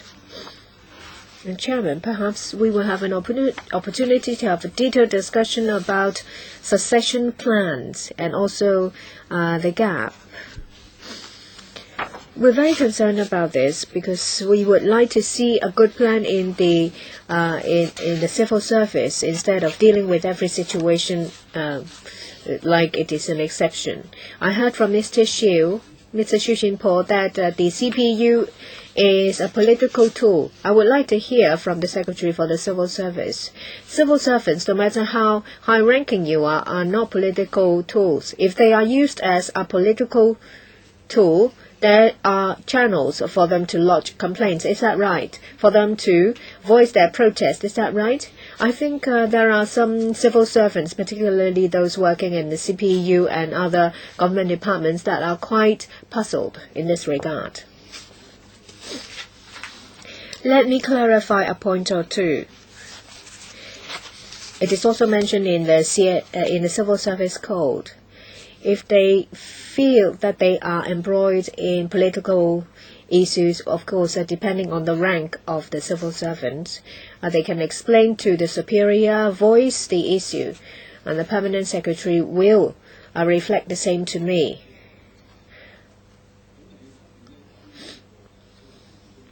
And in relation to political neutrality, you all understand that a civil servant serves the incumbent the administration, and they will implement plans and policies of the incumbent CE.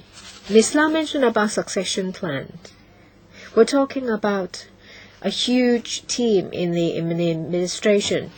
So perhaps in the future you can, Ms. Lau, you can maybe specify what areas in terms of succession problems in our future discussion.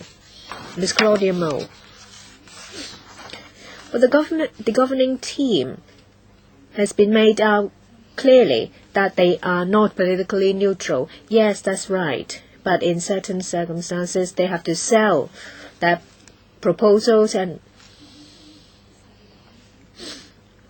And then sometimes they, in the course of that, the public is concerned about possible interference from the liaison office. Mr. Tang, you said that civil service is politically neutral, and it's also written in the Civil Service Code. But it's something abstract. You said that they can lodge a complaint or make a report, but they will be afraid. Say, for example, it is a middle-ranking civil servant. Can you give us an example to show us? What has been done? I think that there are such occurrences, and very often because of high public expectations, sometimes if people are unhappy, they will take it out on the civil servants. Are there any cases that people take it out on civil servants? In the course of implementation of policies, if there are doubts, the civil service has the duty to explain, because they have the duty to execute the policy. And in the course of implementation, of course, there can be some obstacles. Civil servants have the duty to implement policies. Sometimes they encounter objections and they have to deal with that. But of course, we provide training to support the work of civil servants, but it's nothing to do with political neutrality. May I ask a supplementary? The Commissioner for Police all of a sudden said that protest should first consult district councils. So what's your view? Secretary. I thank Ms. Bo for raising this issue. Well, I don't remember whether the Commissioner for Police actually said what you said. The Commissioner for Police himself is a civil servant.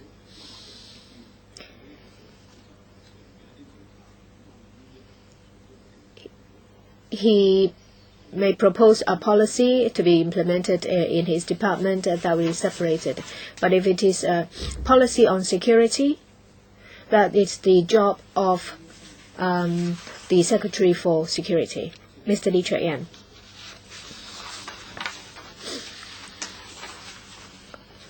I'm a long-standing member of this panel. Chairman, you know that I'm very concerned about NCSCs, non-contract civil servants. There was a review in 2006, but that was the last one. And there were 6 points covered in the review. One of them is that trading fund, if you're running under a trading fund, then you should forget about it. And that is very unfair. Mr. Mak, you came from Hong Kong Post. You know that we've always complained about the numerous NCSCs in the Hong Kong Post. It is one of the departments with the most NCSCs. Will there be another review? Well, we always complain here. And from you, we hear the same recording. If there is a review, then we can have a discussion. A second point. Morale of civil servants. Have you been closely monitoring it?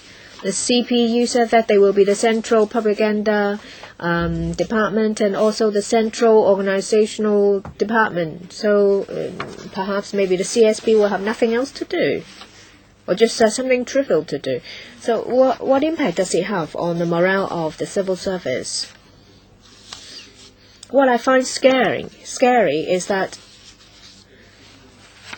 the appointment, in the appointment of members to advisory committee,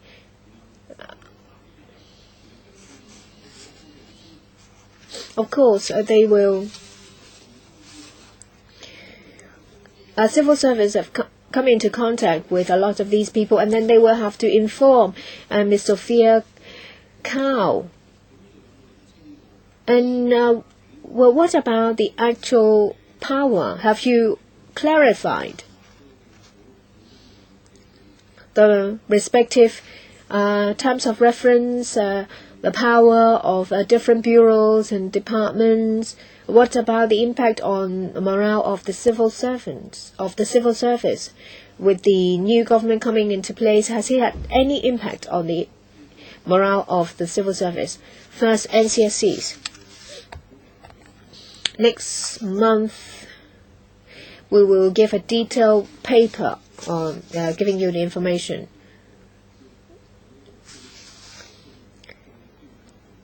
NCSC posts are mainly used on a number of areas. First, it is for a temporary basis.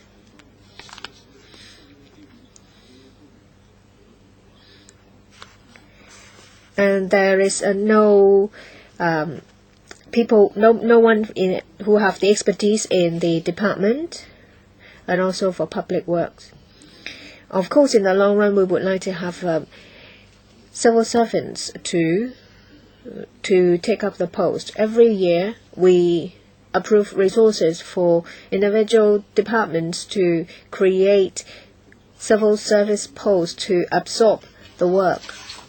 NCSC staff may apply for these posts. A lot of these posts are time limited, say for example just a few months. We allow such departments to continue to use NCSCs. Morale is close to our heart. As I've said, that we meet with labor unions and also the management side. There are a number of areas of concern. Of course, manpower. People have higher expectation of the new government, and we have work to do. We need additional manpower, and they will be provided. Of course, on top of that is the remuneration package and also medical services available for the civil servants. I believe that civil servants are very clear about division of labor because the political appointment system has been in place for about a decade. Morale is still good. The civil service understands that work is difficult because the public has high expectation on the civil service. Mr. Kim Yun, I'm also concerned about new recruits in the civil service. In the past few years, we see that the younger generation entering the civil service enjoy a different package. And say, for example, in government schools, there are NCSCs who cannot successfully apply a permanent post for a very long time. I hope that we will spend some time to deal with this issue in the future.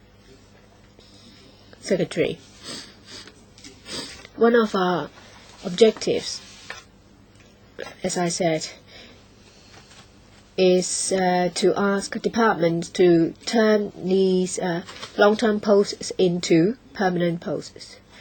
But of course, it takes resources and it takes time. So we can't turn long-term posts into civil service posts overnight, and this is something that we will continue to do. And at the same time, for operational needs, we still need to have NCSCs in certain departments. Sorry, I've skipped one. I've skipped Mr. Tan Kai-pil before Mr. Lang Chi-chang. I'm concerned about the review of NCSC staff. I heard that there is a review next month. Can the secretary elaborate? Next month they will come to the panel, or they will first have an internal consultation? They will have internal consultation on the labor union first. There are some people who've been on NCSC terms for over 10 years. and there has been low morale. I keep hearing from the secretary saying that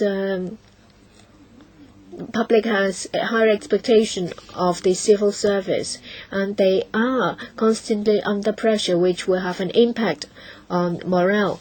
I think one of the reasons is that they have been reducing the strength of the civil service. Currently, it stands at 168. Well, this establishment is 168,000, but at the moment it stands at 161,000. That means it is 7,000 people short. And out of the 161,000, they include people who will soon retire, or they have a pre-retirement leave. So it's not the case. It's not just because the public has higher expectation. It's because they are understaffed. How can they meet public the aspiration? So how will do you have a timetable to fill the 7,000 vacant posts? 2 points. NCSC staff. We plan to have a paper setting out the review, setting out information about the review, and we hope that it will be in place in December. Over the years, the civil service experienced 1% growth because of the increased workload. And manpower is an area of concern, and the staff at the same time need more training.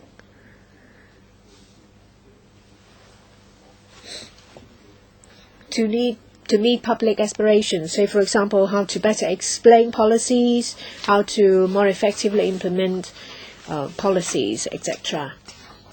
So this is in terms of not just the administrative grade, other grades as well.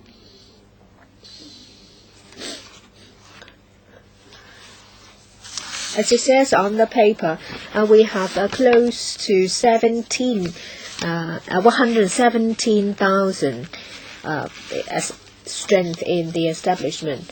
To be exact, 168,200. As to whether we have sufficient manpower, yes, we have a need to increase it. As to the number of posts to be created, it depends on the budget. But I think that in the coming year and the years to come, there is a lot of work to be done.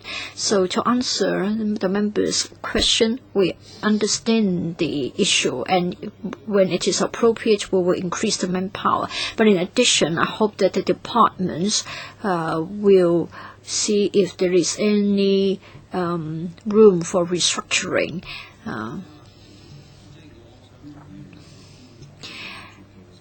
I'm not interested in the absolute figures, but then your strength is less than the establishment. So I want to know how you're going to fill the gap of 7,000. You are 7,000 people short. Maybe the PS can answer this question. Madam Chair, we have already talked to the departments, and for their planning work for recruitment exercises, maybe they can sort of plan in advance. If they know that there will be colleagues retiring soon, they can plan earlier because they need to have the post there before you can recruit anybody to fill the post. And as you are aware, it takes time for the exercise to be completed. And then we did take up the matter with the Standing Commission. In the past, we've done a lot to streamline the recruitment procedures so that the recruitment can be done more quickly. When it is quicker, then it means that once the post has been created, we can recruit new staff to fill the post. Next, Mr. Lam Chi-Chang. Thank you, Madam Chair. I think we all know that after we've introduced the political appointment system, the public and the LegCo have changed their views. For the political appointees, political parties will be monitoring their performance. As a result, many civil servants have suffered. This is because when policies are found to be ineffective, then the public would take it out on the civil servants, and there are many complaints. And as a result, the middle-ranking civil servants have a very busy time. They usually have to work until 8 or 9 in the evening and still can't finish their work. So my understanding is that civil servants have a lot of work to do and their morale is low. So I hope that the CSB can find a solution. Please help such officials to really come out from the plight. Recently, policies have been sort of objected to, and even works projects have been sort of withdrawn, like the case of the Long May beach.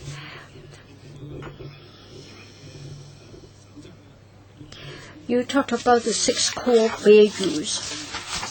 They need to be politically neutral, and yet it seems that they can't achieve much. SCS, I would like to thank the member for his question. Yes, I think the public understands. Sometimes it is a policy issue, sometimes at the district level it is more than policy. It's not purely policy, it is a matter of implementation. So I think our colleagues have to face this issue properly. I mentioned 2 points. Manpower has to be increased appropriately. Second, training and backstage support. I think the management of individual departments have to pay attention to this. Department heads have to support the middle-ranking officers. Sometimes at the district level, the members of the public have very high expectations, and we can't help it. But at least we should understand their pressure. We need to share our observations with them. We have to show our support. But then if it is a matter of policies, then the departments have to raise it to the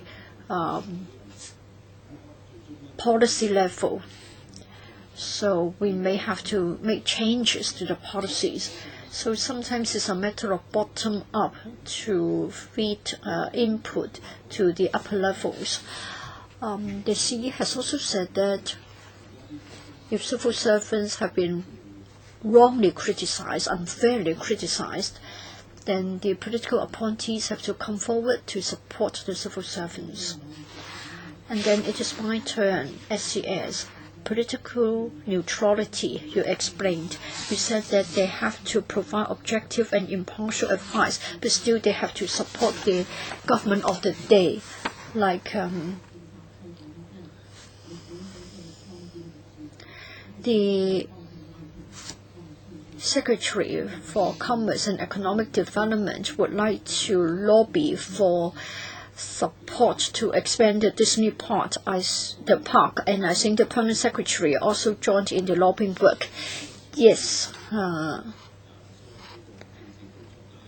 you call it political work, but then if it is already an established government policy, then explaining the policy to the public and the lawmakers would also be the responsibility to be shared by civil servants. Yes, this is particularly so for senior civil servants.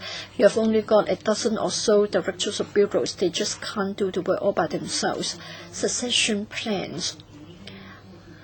During the last term, Ms. Denise Yu, the former SCS, said that she found no problem with morale.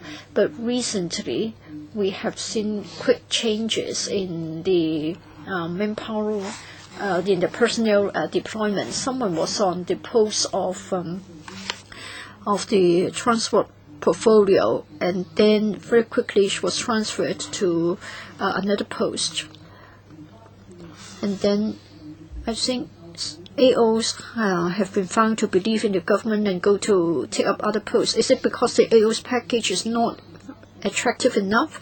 And also the younger AOs find that their seniors are quite young, and so they don't see a very bright prospects for promotion. So the morale is on the low side. So for those recruited after the year 2000, do you have any measures to retain the talents? Madam Chair, let me explain wastage of AOs.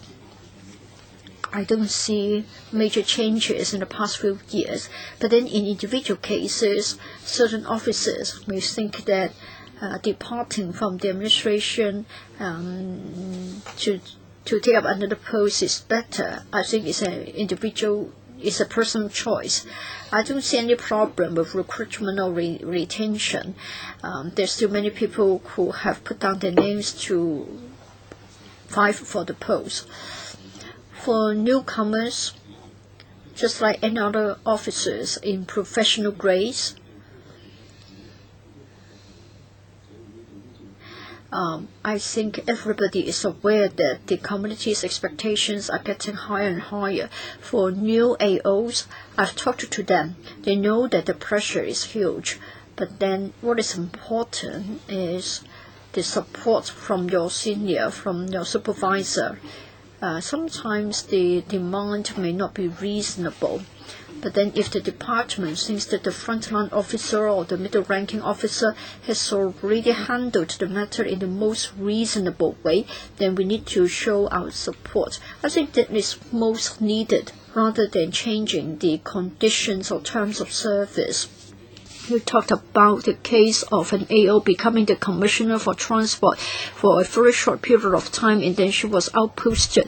I think this was unexpected, and this is because another colleague had to take a long period off to attend to a family issue, and it was quite unexpected. And that's why there was this quick transfer of posts, and it has nothing to do with the wastage. The former SCS said that this wasn't seen from the figures, but if you lose experienced AOs, it's difficult to fill the gaps. And since year 2000, you have a new package of terms and conditions of service. Other than showing your support, would you also consider enhancing the terms so as to retain the AOs that you have put in so much effort to train them up, to groom them?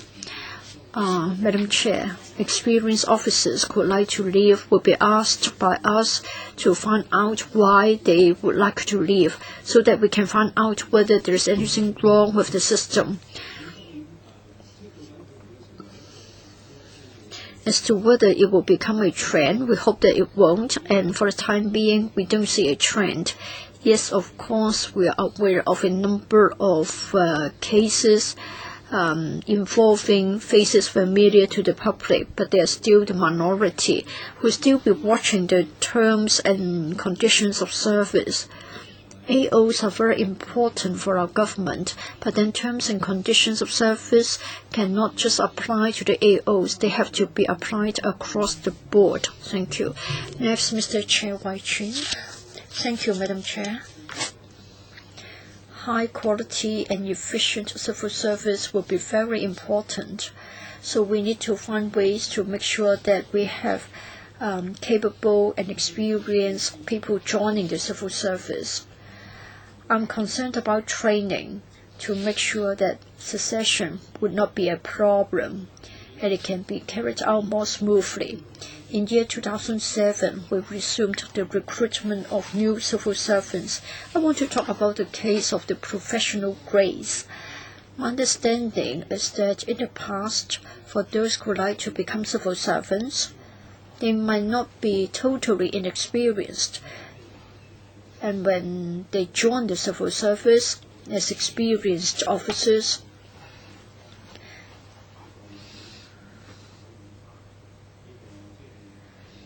they were given increments to recognize their experience. I want to know whether the same has been done to adjust the starting pay points. Otherwise, for professionals who have already got 8 to 10 years experience, will find it not quite attractive. The second question is, Madam Chair, now we have this political appointment system, and therefore the directors of bureaus may not be from the same professional background as the departments under his supervision. And in some cases, even department heads may not be from the same professional grade. And permanent secretaries may not also be from the same professional stream. In the fields like housing and land, the bureau or the department is not being headed by someone from the same profession. So is it because of a lack of manpower or what? The member has a number of points in his questions. First of all, the increments. Our main consideration is the demand at the starting salary level. Maybe we have a certain requirement, but then some of the candidates are overqualified. They have qualifications above what is necessary for the post. But it doesn't mean that we need to give them back the increments. It all depends on the basic requirements for a particular post. Say, for example, for a project, a fresh graduate will suffice. That is not the case. Of course, individual departments may consider that if they encounter recruitment difficulties, give increment to the post, or under very special circumstances, when they need a special someone from a special professional or someone with a special expertise, then they will cater for it. About professional grades, well, you mentioned that there is the political appointees, they will make political decisions, and in the bureau, professional advice will be given. For PS, permanent secretaries, they are filled by administrative officers, because apart from professional advice, they have to take into consideration resources, manpower, and the possible implications of other areas. Administrative officers would have had experience in a number of different areas, so it will be best for permanent secretaries to be filled by administrative officers. We think that for professional grades, they will be filled by professionals in the relevant sector, because the professionality is very important, the expertise is very important.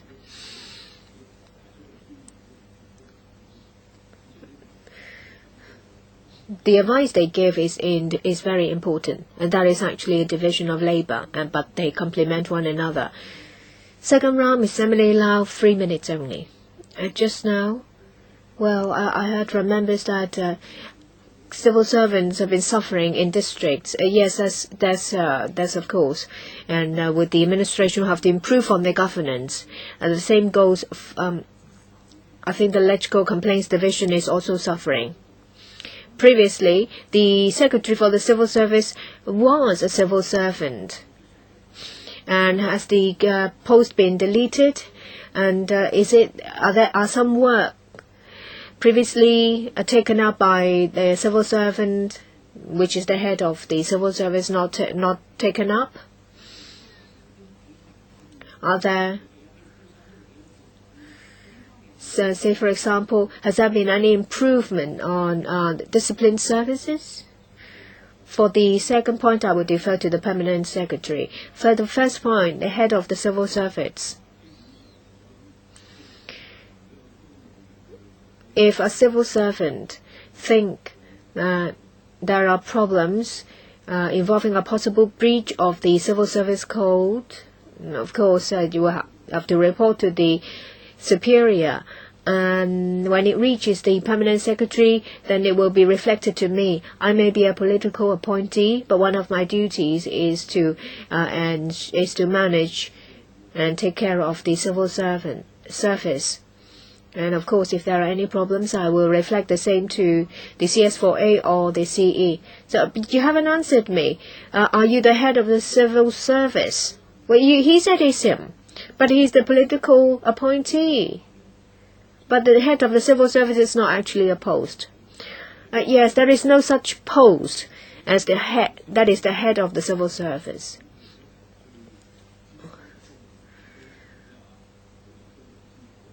But previously, before the political appointment system, that was the CS4A because he's the highest ranking civil servants in the service.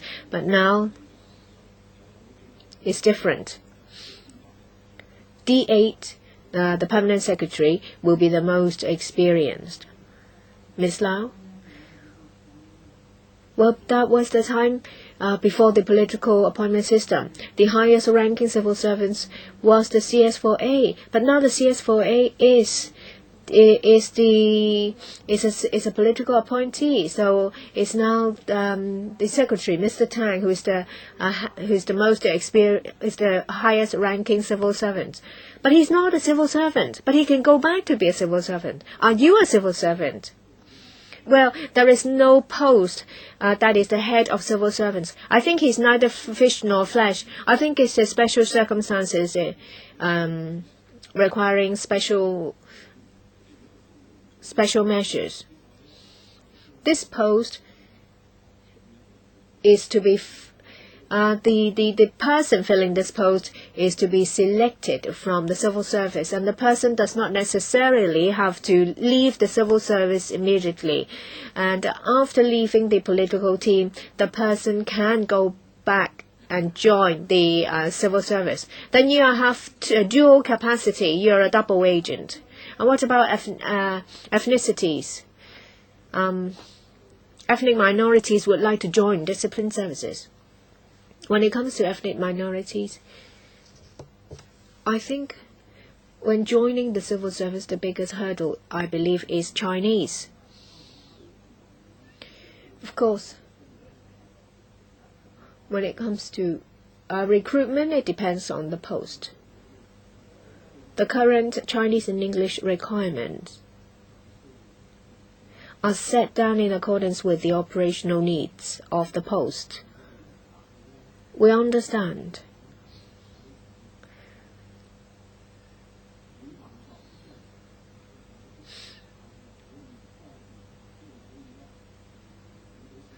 If there are no problems with operation, and it can be filled by ethnic minorities, then we will explore that. In the past 2 years, the Correctional Services Department and the police have been doing something in their recruitment. I remember previously the police recruitment exam requires candidates to answer in Chinese, but now they have launched a new way. There will be 2 scenarios. Candidates will read them or look at them, and then they can use either simple Chinese or simple English to answer the questions. Number 2, I remember that in the recruitment process, the Correctional Services Department allows ethnic minorities to conduct the discussion in English. We are talking with other departments to see if any other departments can relax the requirements of Chinese proficiency in the recruitment. Perhaps we can make it an agenda item in the future. Yes. Thank you, Secretary and the Permanent Secretary. Next, we move on to item 7. We have firemen and a representative of the labor union. They've been waiting for a very long time. Chairman, I received a message saying that there are over 100 firemen watching live broadcast outside the electrical, but we have plenty of seats in the public gallery. I think some of them can come in and listen in the meeting. And whereas others can stay outside. We have dozens of seats upstairs in the public gallery. So if they so wish, they can come in and stay in here. There are already some here, but you can't see them. But there are lots of empty seats over there. We just make normal arrangements. If they have, we have vacant seats, they may come in. Thank you, Mr. Chan. Would you please invite everyone to come in? We have actually set aside an hour for this item.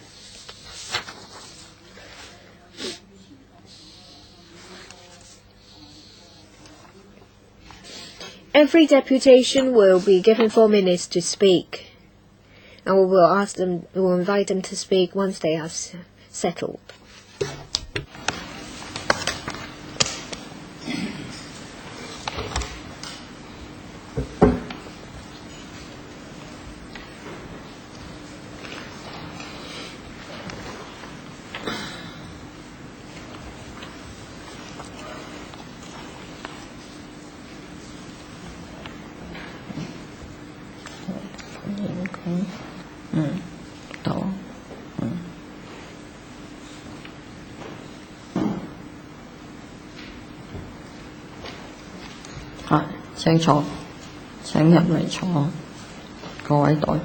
Please be seated.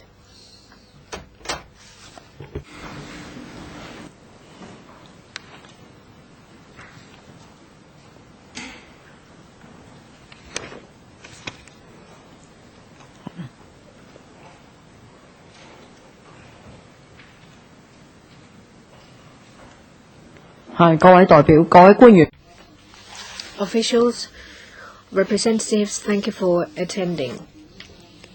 I'm now going to introduce the team. We have the director, Mr. Chan, and we also have the deputy director.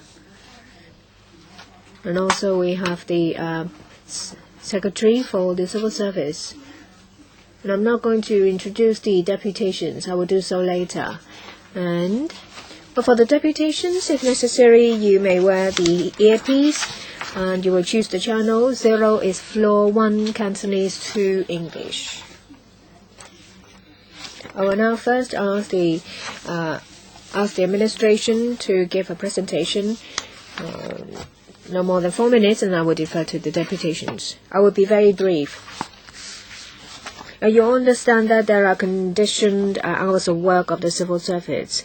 And the number of hours is dependent on the operational needs and various other factors of the individual departments. The conditioned hours of work are reflected in the salary. So any change in the conditioned hours of work is in effect a change in the remuneration package. So it has to be carefully considered. Having said that, we think that without changing the manpower, the expenditure, and without affecting the level of service to the public, any proposals to change the condition hours of work may be considered. And I know that the FSD, the Fire Services Department, is studying the proposal to reduce the condition hours of work from 54 to 51. And I will now defer to the director to give you more information. Mr. Chan. First of all, let me give you some information about the proposed reduction of condition hours of work of the fire stream. In 2008, the Disciplined Commission has done a review of the grade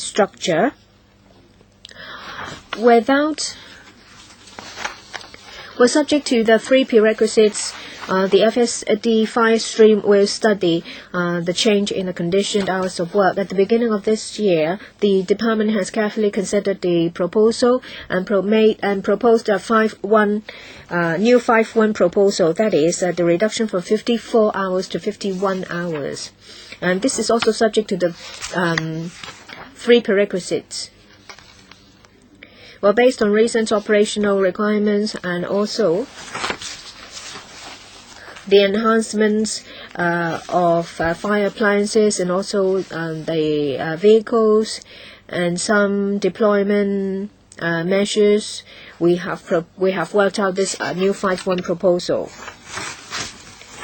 We will stream the manning for designated types of fire appliances or vessels, and to rationalize the staffing complement and resources deployment in selected areas or units. You'll find the detailed information in the paper. I'm not going to repeat it.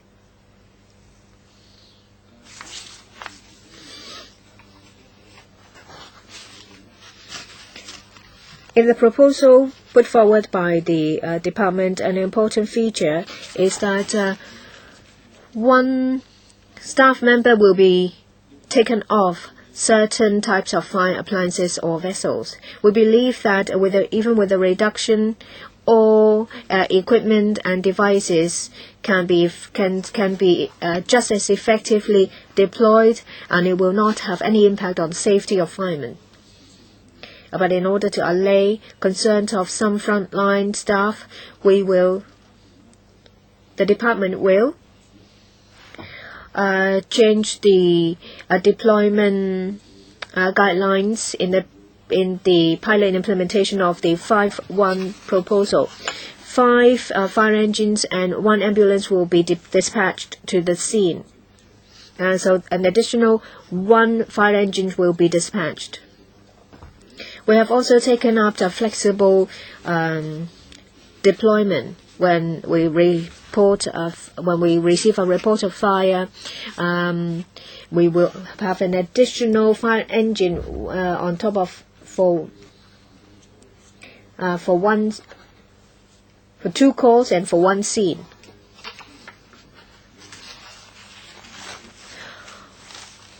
We will also enhance training to forge a mutual understanding. In August, we have consulted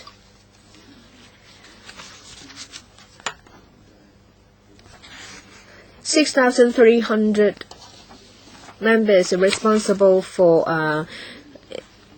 they are the operational staff of the fire stream.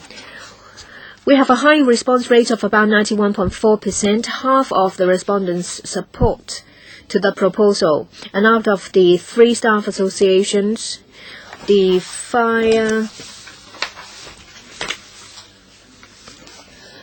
Hong Kong Fire Services Control Staff Union,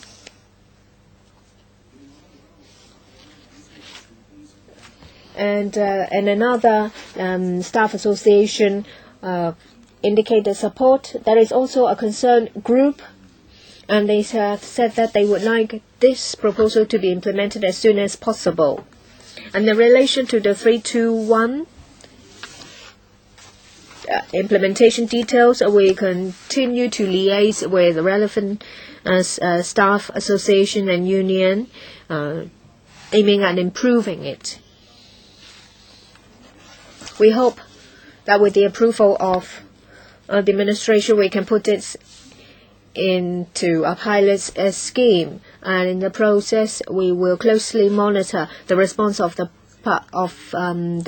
staff and also its implementation. We will aim at ensuring service level to the public. Upon evaluation of the findings of the pilot scheme and with the formal approval from the administration to reduce the conditioned hours of work down to 51, then the department will set up a working group to consider further reducing the conditioned hours of work to 48 in relation to its feasibility. Well, I would like to give the floor to the staff associations. First of all, Hong Kong Fire Services Department Staffs General Association. We have a number of gentlemen present. Who among you would like to speak? Mr. Lee Taki, the chairman, or Mr. Chair, the deputy chairman?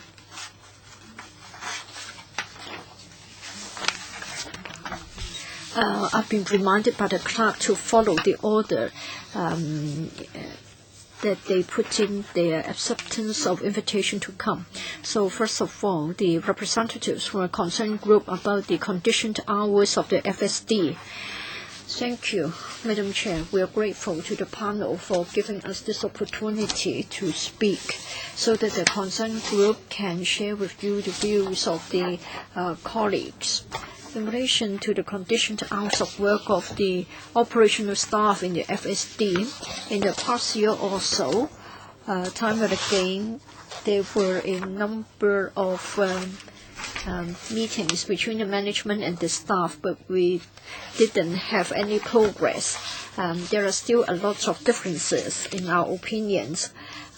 So far, we are not yet able to achieve a consensus, and as a result, frontline colleagues are most unhappy. They have taken to the street. They would like to resort to industrial action, protest, demonstration, etc., so as to air our concerns. For many years, in relation to the reduction of the conditioned hours of work, probably the FSD has been too bureaucratic. So that members may have the impression that the management is not taking the matter seriously enough. And in fact, the administration has been insisting on the 3 prerequisites. So for any department or any grade to cut the conditioned hours of work, the policies must be adhered to. The FSD hasn't got other resources, so there isn't much that we can do. It is quite doubtful. At the same time, colleagues are of the view that the conditioned hours of work have been the same for many years without any change. As long as we have the 3 prerequisites as the policy guidance, if we don't take a step forward and continue to dwell on the matter, we find that it is difficult to be on a par with other disciplined services when it comes to conditioned hours of work. In the 2008 Grade Structure Review, it is said that if the department can have an option that doesn't violate the 3 prerequisites, it is said that there would not be any objection to the incremental reduction of conditioned hours of work for the Fire Services Department.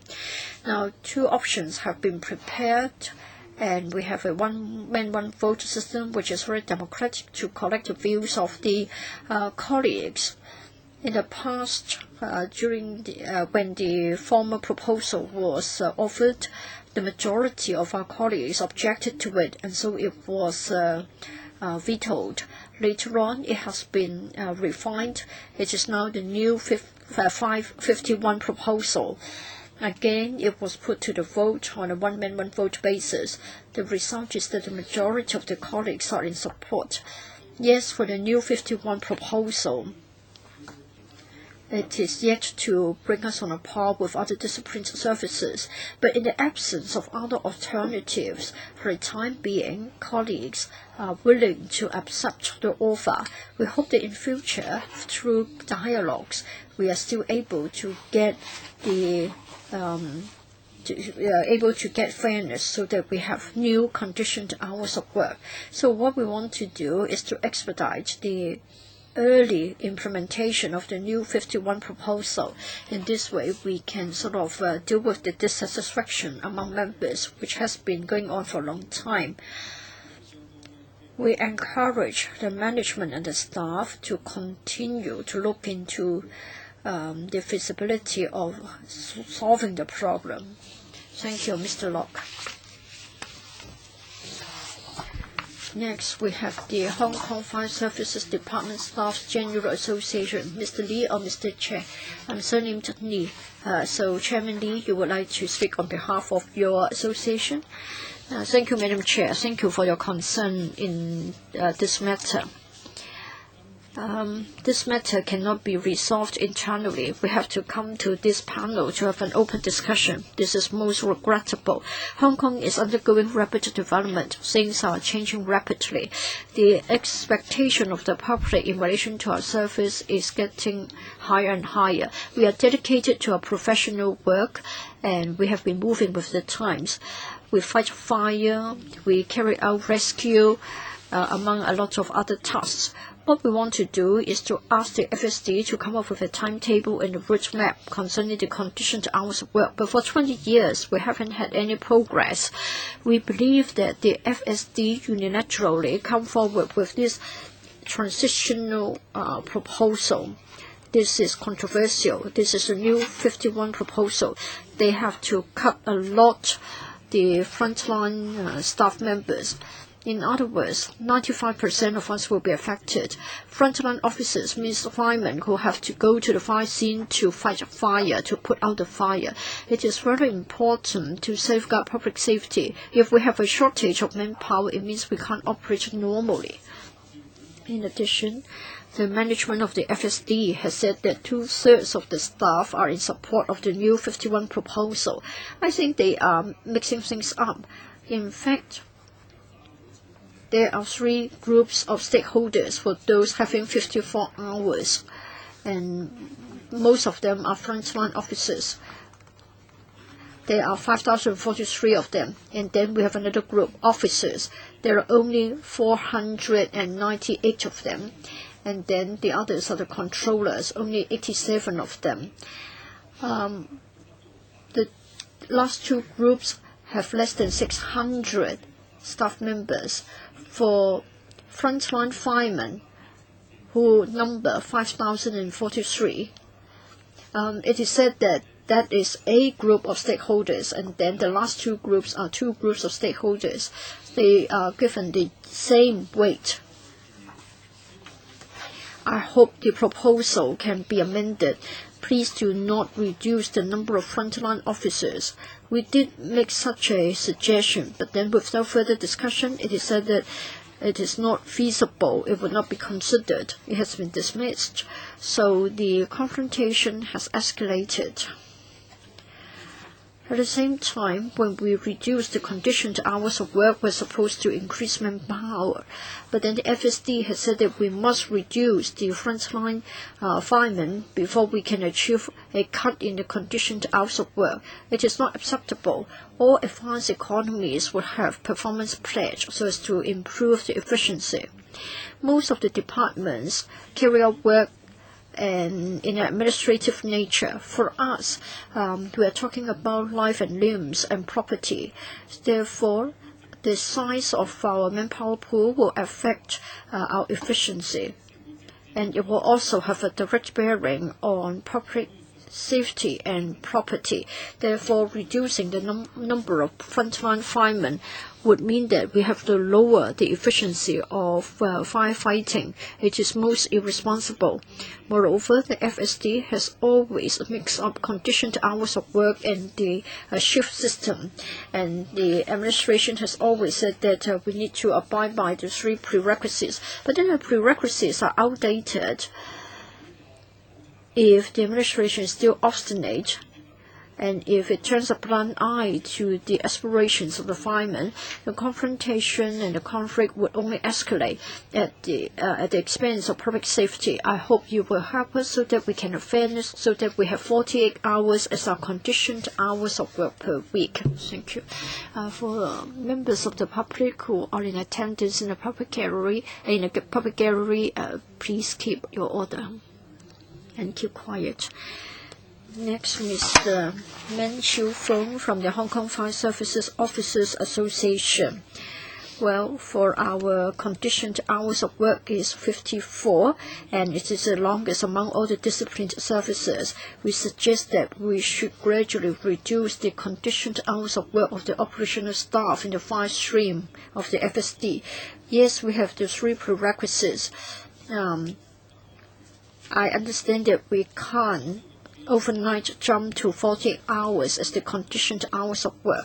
In August, a new proposal has been offered by the management. All along, we have been liaising with the management, and we have been surveying the views of the 5 stream. It is indicated that over half of the FSD staff members are in support of the new 51 proposal. We think that it is only transitional. It is for the expediency. But still, we hope that we can make the first step forward. For the new 51 proposal, there will be reorganization of the frontline staff deployment.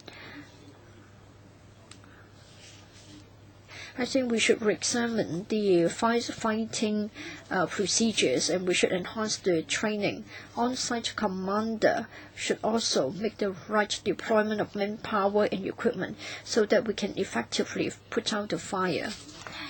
For the new 51 proposal, it includes enhancing the deployment strategies when 2 or more reports are received, and if we know in advance that there are problems with the fire services installations at the building in question, there will be 1 additional pumping appliance. So altogether there will be 25 officers, a larger number. And then there are firemen who would like to have a strike, industrial action, so as to get what we want. We are not in favor of such irresponsible action. We would rather be gradual, rational, and reasonable in our fight for reduction of our conditioned hours of work. While we enhance the quality of our work, we should also improve our terms and conditions of service. I think the relevant policies should also be re-examined so that the department can further reduce the operational staff's conditioned hours of work to a reasonable level. I hope panel members will consider our case in a reasonable manner. Thank you, Mr. Mann. Next is Hong Kong Fire Services Control Staffs Union. We have Mr. Kenneth Chan, the chairman, or Mr. Chang Wai-ming, the vice chairman. Who is to speak? 4 minutes. Mr. Chan. First of all, I would like to clarify. The Hong Kong Fire Services Control Staffs Union doesn't just represent 87 people.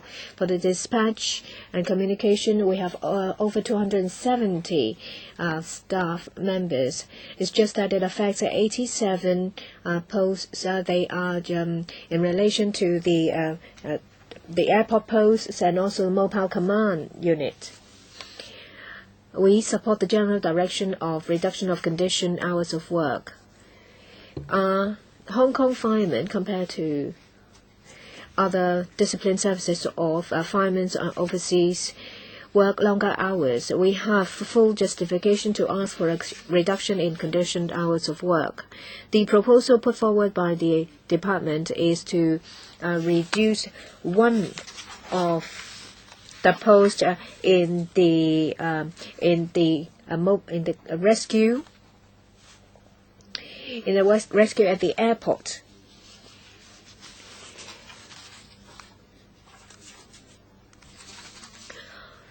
A questionnaire was conducted among the 210 staff also in the relevant department, that is the mobilizing and communications.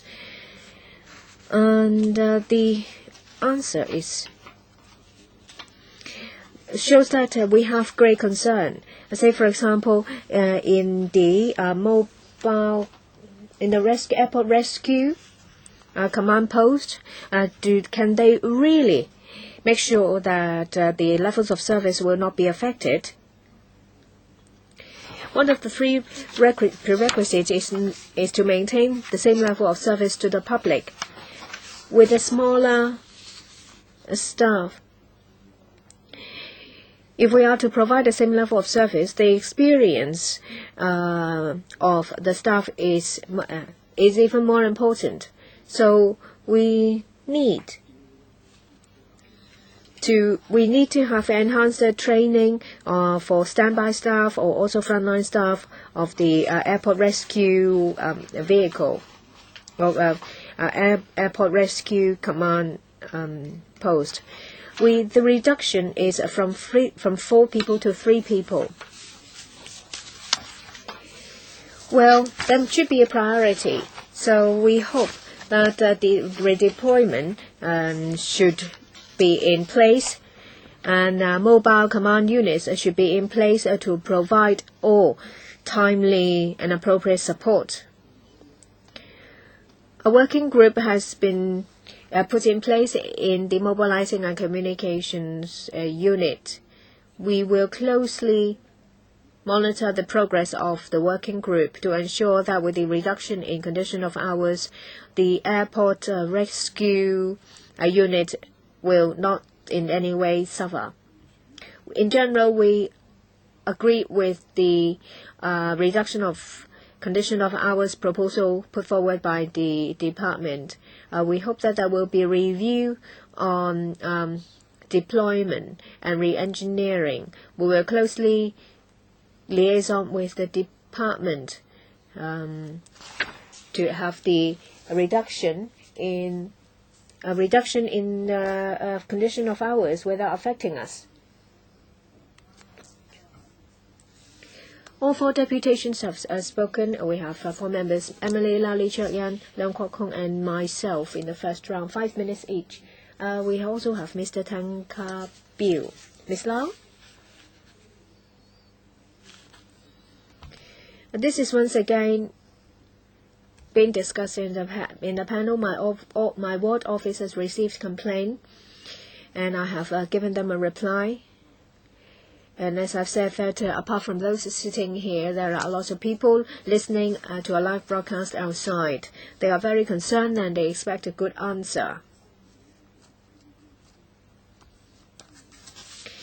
Well, I heard that the 4 deputations do not have the same stance.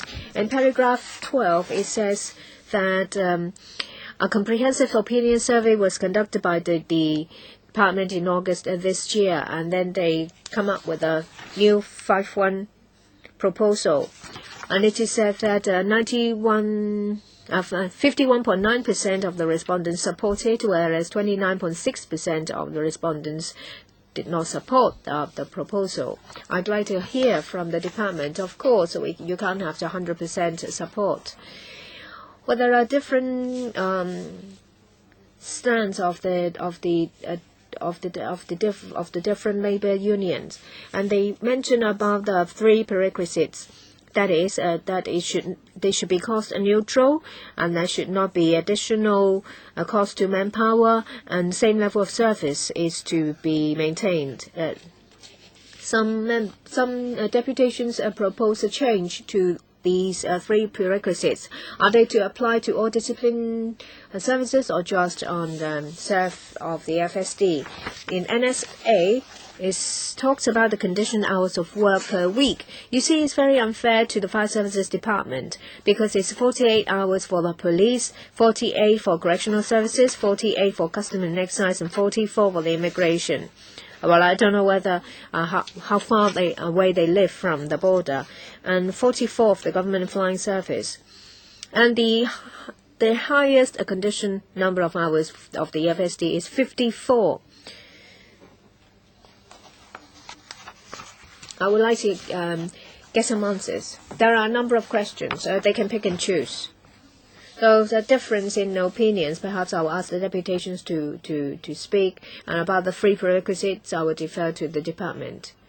Well, I would like to hear from them about the change of the 3 prerequisites and what are the implications. Who is to take this from the deputations? The change of the 3 prerequisites. This is not to be answered by the deputations. I just want to know if they want these to be changed in relation to their own department and not other discipline services. Perhaps I will take this. There are policies in different organizations, but are they up to date? Are they appropriate? And if the three prerequisites cannot satisfactorily tackle the problem, then do we have to explore other alternatives? There are a lot of problems that we have identified. This is our conditioned hours of work. You said you can't do this, you can't do that. Can you come up with a better solution? I believe Mr. Lee suggests that the change is only in relation to the FSD. Yes, you can put it this way. And of course, if the three prerequisites can be met, we will do it. But if we can't, the administration should find a way to tackle it. If they just dodge the issue, then how can they lead 7 million people?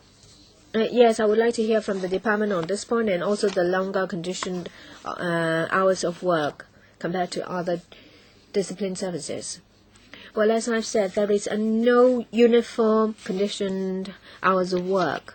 That they are set in accordance with the need of the relevant department, and it is reflected in the remuneration.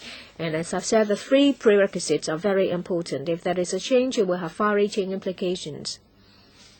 And as you know that you cannot confine a certain change to a particular department because it will have an across-the-board impact. And if there is a change in the work environment or conditions, a change without a change in the work environment, a change in the conditioned hours of work means a change in the remuneration. So we are talking about financial implications. And we have to consider whether it is fair to other grades who have changed the condition of hours without changing the three prerequisites. And we are exploring as to how to improve the conditioned hours of work while meeting the three prerequisites. May I defer to the director of the department to see if they think it is unfair to the FS, to the firemen with a longer conditioned hour of work? Director, please. Now that is, will they get better pay? Well, they will be on for 24 hours and off for 48 hours. And during the 24 hours, we have 11 hours of arranged duties. And if they are not dispatched, outside the 11 hours, they can engage in a physical training, have meal breaks, or within the 11 hours, and they will inspect fire safety and installations and stuff like that. We think that this shift pattern is good because it will reduce the number of times they have to go to work, and it will also improve the hours they go to work and the hours they finish work. And in terms of operations, it will also streamline her taking over at the scene of fire. Is it because of this shift pattern that they have longer conditioned hours? But just now we heard from the union that they should not confuse shift pattern and conditioned hours of work. We have not mixed the two. Reduction in conditioned hours of work and shift pattern can be two separate issues. The reduction means more rest time.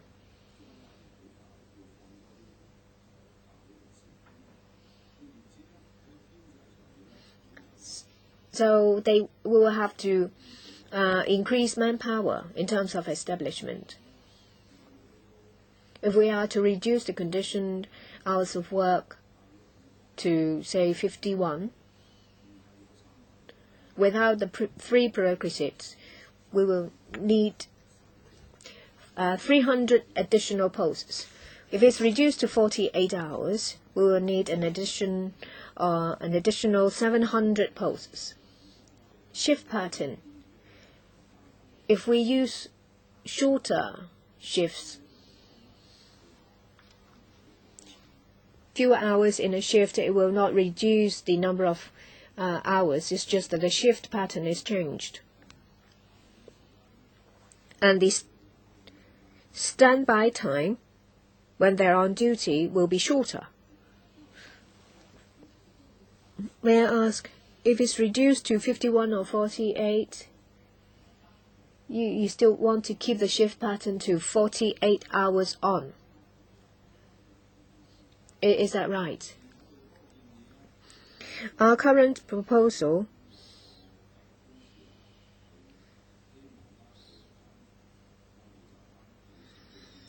is to, in an orderly and gradual manner, and by two phases, reduce the conditioned hours of work. We agree that currently 54 hours is long. So in the long run, it has to be reduced. And we have spoken to the labor unions and stakeholders that we aim at reducing the conditioned hours of work to 48 hours in the long run. Doing it overnight is impossible. Given the three prerequisites, we have to very carefully implement any proposals on a pilot basis with measures in place. The current 51 proposal is to preserve the 24 hours on and 48 hours off. Under the new arrangement, for every 108 days, they will have more rota leave. In other words, they will have more leave days. In other words, with the reduction of conditions of work, the 24 hours shift will not be changed. For 24 hours on, 48 hours off arrangements will not be changed under our plan. Li Chak-yen. Thank you. I'm from the Labour Party, and I do think that it is actually not very good with the current structure, because they will offset one another for the different. There should be only one civil service labour union, and it's not, and that is the case for the rest of the world. Hong Kong is different. We have numerous labour union, and they will offset one another and fight among one another. I want to know why the three prerequisites are to be so rigid. It is worrying, even if you can lower it to 51 hours. As a result of three prerequisites, you are reducing the number of frontline staff members. Instead of overall reduction, you're reducing the number of fire engines. And then at the airport rescue command room, you're going to reduce the number of officers stationed there. So we are worried that the quality of the service will be jeopardized. It is a very serious matter. You talk about the need to recruit 300 more officers. If you want to have it down to 51 and then 700 more when it is 48 hours. I don't know if the staff unions agree with you. If you need to have more manpower, so be it, and recruit more staff members. Instead of asking them to work unreasonable working hours to suit your needs, you have been unfair to the firemen for many years. Now you are trying to impose something else on them, and it is still unfair, and that is the three prerequisites. Now you say, if you want fairness, yes, I can give it to you, and then there will be fewer people on the fire engines, and then ultimately it would be the public who will suffer. So when something happens, we want to know whether there are adequate manpower and vehicles. You say that it is adequate, but is it really true? And maybe the staff unions can also comment on the level of manpower. I think the ultimate solution, the ultimate target is 40 hours.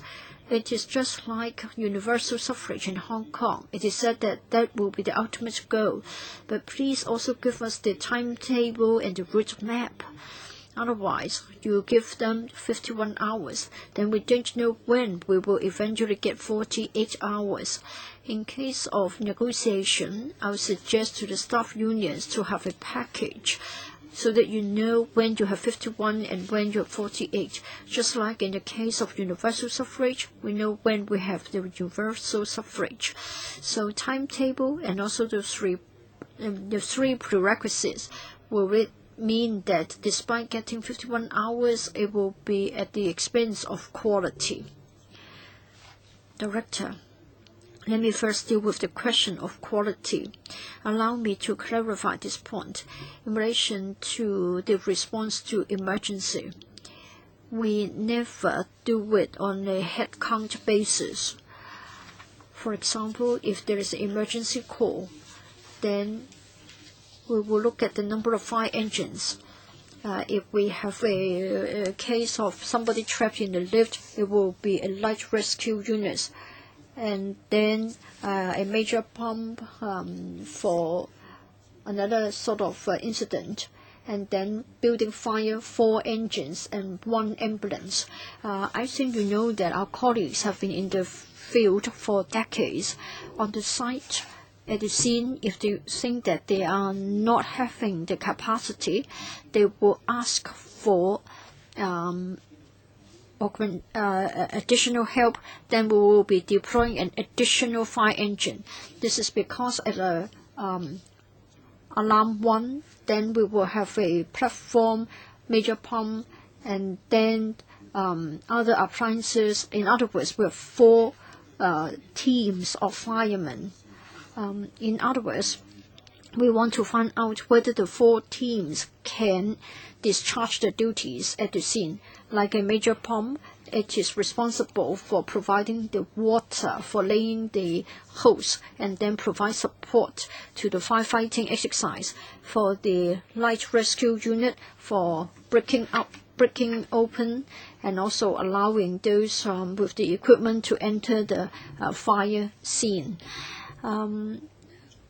For the current arrangements, we have carried out a very vigorous examination. We looked at the deployment of the engines. We believe that for the major pump and the light rescue units, if we cut the number of people by 1 each, the number of officers in those teams can still be adequate, like alarm 1 fire. Currently, we send out 4 engines. In other words, there are 22 persons being deployed. Under the new 51 proposal, we will cut it by 2. In other words, there will be 20 being sent to the scene. However, at the scene, if our colleagues, or if you are still worried, in fact, what we are considering is that whenever we received an emergency call for a building fire, we will deploy 5 engines. 5 engines means that we have 25 frontline officers. So in fact, more than the present level of 22. And then we'll continue to enhance our deployment measures. For the same address, if we get 2 calls, then we will send an additional fire engine. This will make sure that at the site, at the scene, we will have adequate teams to deal with the fire. The second question is about timetable and route map. For the past 2 years or 3, we have had over 28 meetings with the Hong Kong Fire Services Department Staff General Association, including 17 special meetings. The General Association has always been pressing for a timetable and a route map. The department has agreed to set out working targets so that when we try out the new 51 proposal, we hope that in 6 years' time we are able to achieve 48 hours. It will take us 6 years. This is because it involves some necessary procedures, and we need to run pilot schemes. and we have to review the outcome. Therefore, together with the Staff General Association, we have agreed on such a timetable, and in fact it has been indicated in the documents that were sent to our colleagues. Mr. Lee, I'm concerned about 2 points. First of all, you talked about quality. If you can send out an additional engine, of course it will work. But I don't quite understand. 4 engines, 22 down to 20, and you say that it is not going to jeopardize the quality. Unless you send 5 engines, then that would be different. 1 call, then you will only send out 4 engines. 5 engines. Will it be adequate? Now, for 2 engines, it will get 1 officer less. So cut down, the number will be cut from 22 to 20. Will it really work? Why are you upholding the 3 prerequisites?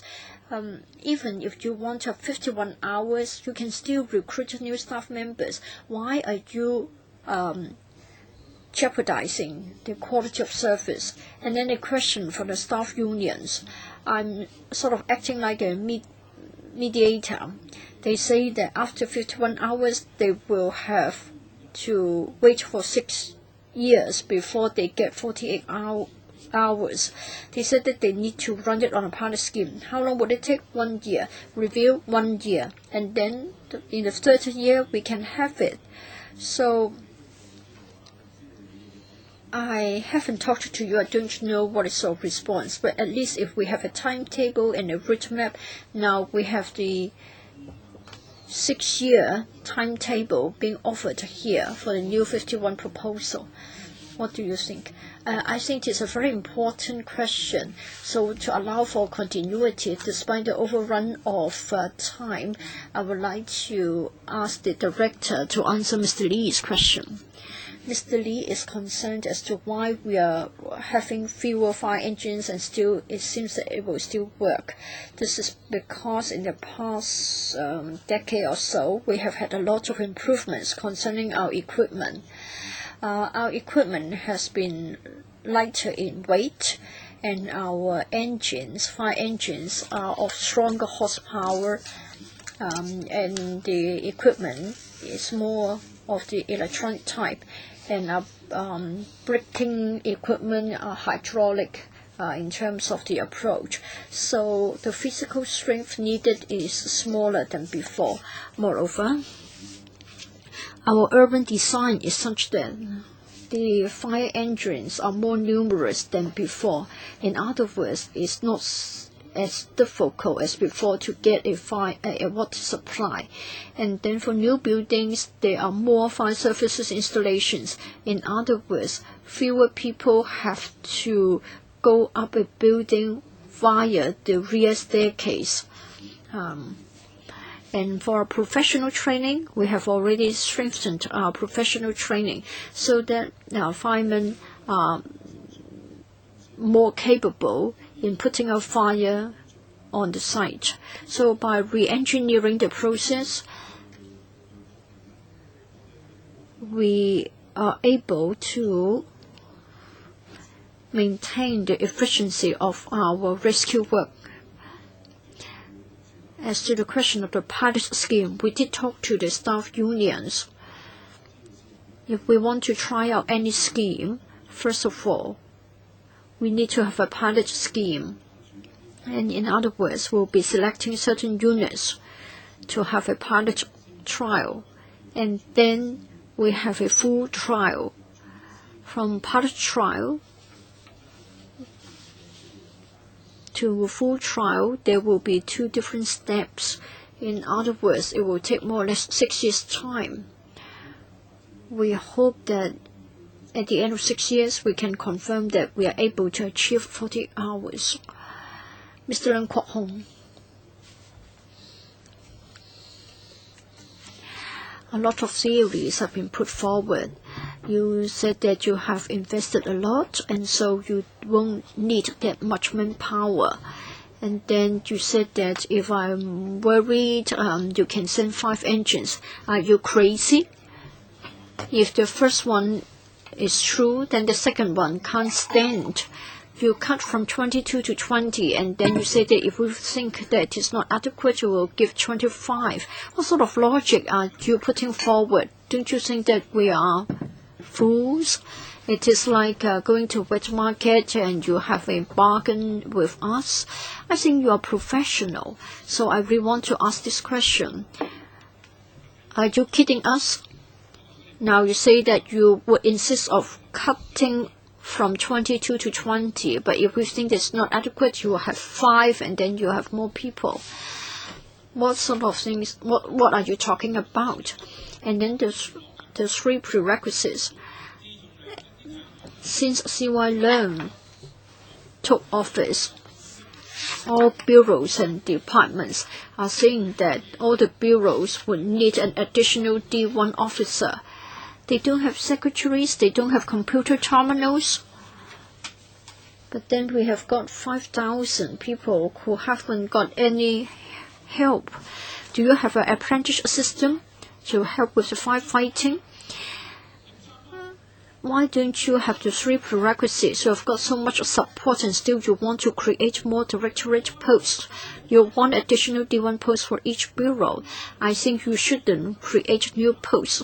You have this CSD. You want to have an additional post. It was a legacy from Donald Tsang. Now, Mr. Shield is saying that he hasn't got sufficient manpower to watch what's happening on the internet. Ask his grandson to do it, contract it out. So what are you talking about? You have a good time. The more senior you are, the more posts you are creating for yourselves. So, Mr. Leung, please leave behind time for him to answer. It doesn't matter whether he answers it or not. It's a matter of logic. The 3 prerequisites on the face of it. You are watching the public purse on behalf of the community.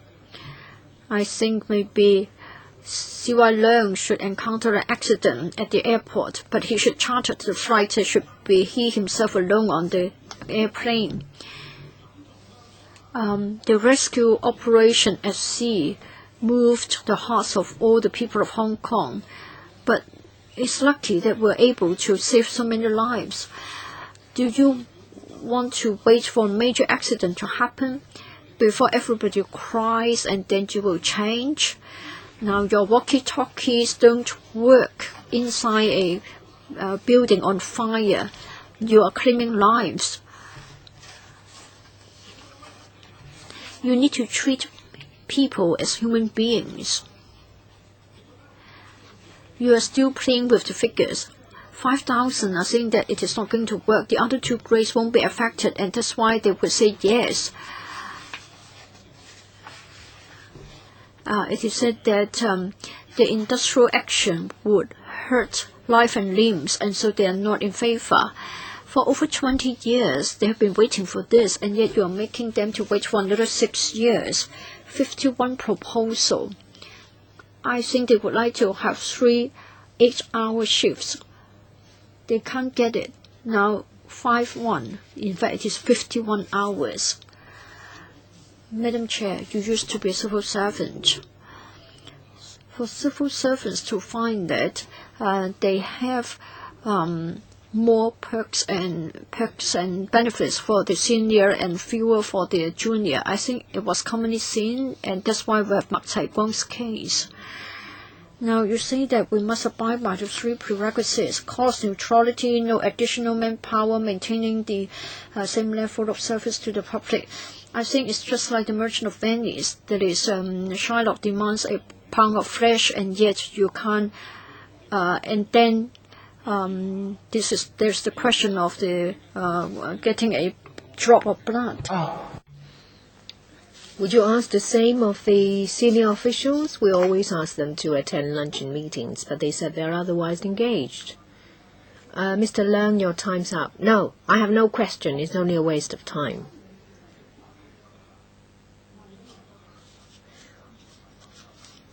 Well, I think he's out of his mind, because he said, well, we will reduce it from 22 to 20, but if there is not enough people, we will increase to 25. Well, perhaps I will ask the director, how does it work? Reduction from 22 to 20, and then will be increased to 25.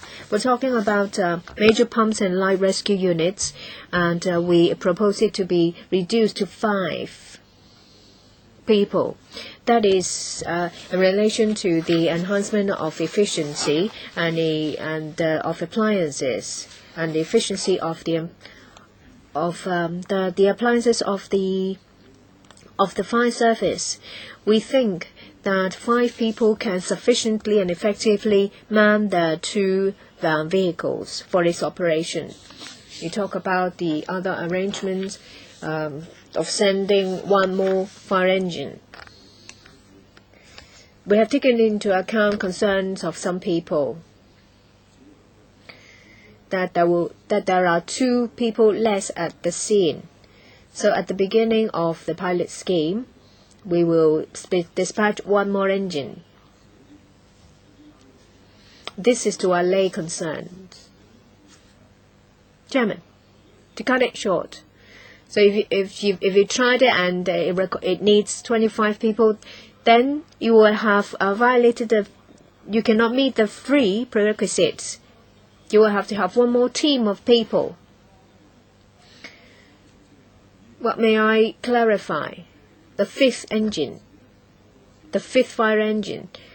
Well, the design of the network is very closely knitted. Deployment of fire engines is quite mechanical. The 5th fire engine will come from a different fire station. Normally, for an alarm 1 fire, they will dispatch 2 to 3. We will dispatch fire engines from 2 to 3 fire stations. And I would also like to say that they've been fighting for a long time. In 2008, that is the grade structure review, we have received from the General Association in a meeting in 2008 a request in an orderly to reduce the condition hour of work to 48 hours in a gradual manner. My question, very simple. It's a matter of life and limb. But you did not answer. What about the airport command unit? The questions asked, will your deployment affect them? Currently, there are 2 rescue command rooms, 1 in the north, 1 in the south. For the 2 rooms, there are 2 heads on duty. Under our proposal, there will be re-engineering of the work. The room in the north, when there are incidents in the airport, they will be the highest commander, the commanding unit in deployment of resources and dissemination of information. Whereas the one on the south, they will see 1 person taken off the command unit, and the south room will be a backup. Say, for example, arrangements for people to substitute and to coordinate. We work out this proposal after detailed discussion with the control team. We undertake the control stream. We undertake to review the workflow, the training. We will make sure that officers have received relevant training before they are deployed.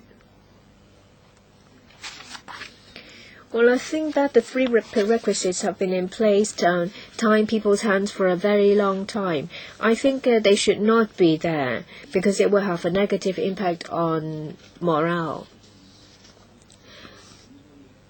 People regard firemen highly. And if you allow this to go on, there will be the FSD, the firemen themselves will be divided. It will put a dent into the morale of the firemen.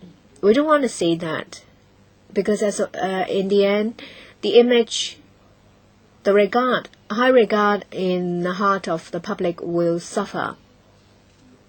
Can you tell me?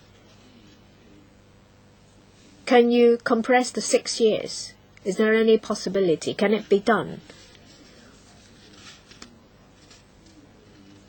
It's just like the previous item. For operational staff, are all the posts filled? Are there any vacancies not filled? Because it was a deliberate attempt to not fill these posts. Morale. In August this year, in relation to the new 51 proposal, we have conducted an opinion survey of all 6,000 staff members affected by the reduction. It's a repetition. Time's precious. I just want to say that over half of the respondents support it. About 13% of the respondents have no comment. If we do not put it on if we do not launch it, I'm not asking you not to implement it. I asked you how you can compress 6 years. And if 1/3 of the staff is not happy, it will dampen morale. Over half of the staff look forward to the pilot scheme. You will have to take their morale into account. For the 6 years, well, the reduction is done in 2 phases, and in each phase there should be a pilot scheme.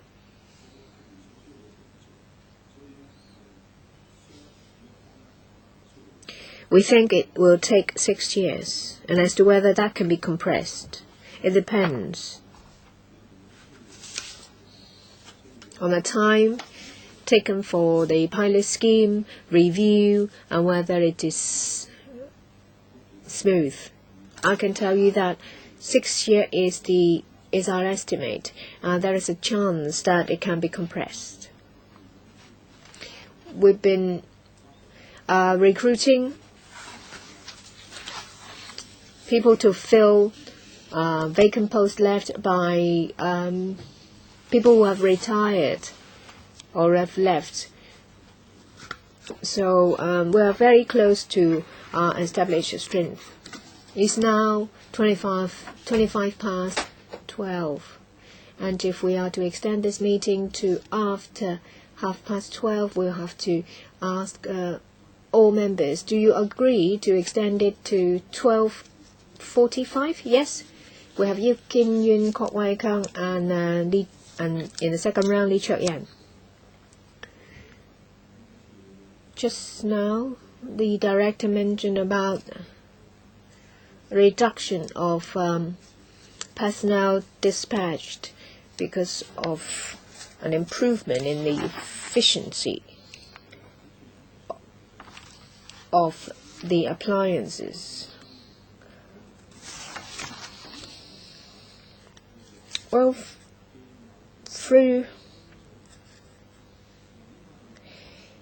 you want to maintain the same level of service with the enhanced functionalities of the appliances or equipment.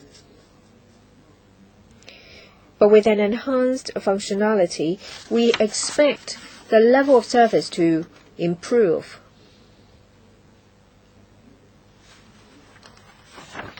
If the same level is maintained, that means there is no improvement in service.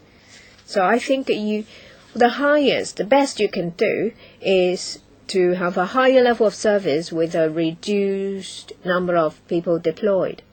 It seems, from what I've heard, that they aim at maintaining the same level of service while reducing the number of people.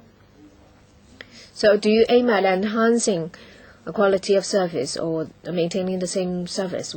Of course, we hope that there will be an improvement, Director. Through enhanced functionality of equipment and enhanced training.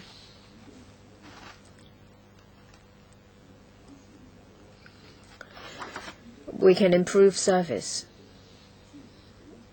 The professional assessment shows that the reduction of one person in each fire engine, can maintain the same level of service to the public.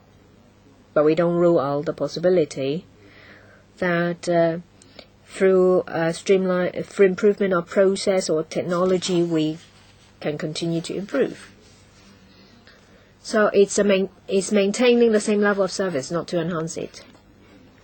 Our assessment is that the same level of service will be maintained, but we expect that there will be other improvement in the procedure, continuous improvement of the equipment, and the service will improve as a result.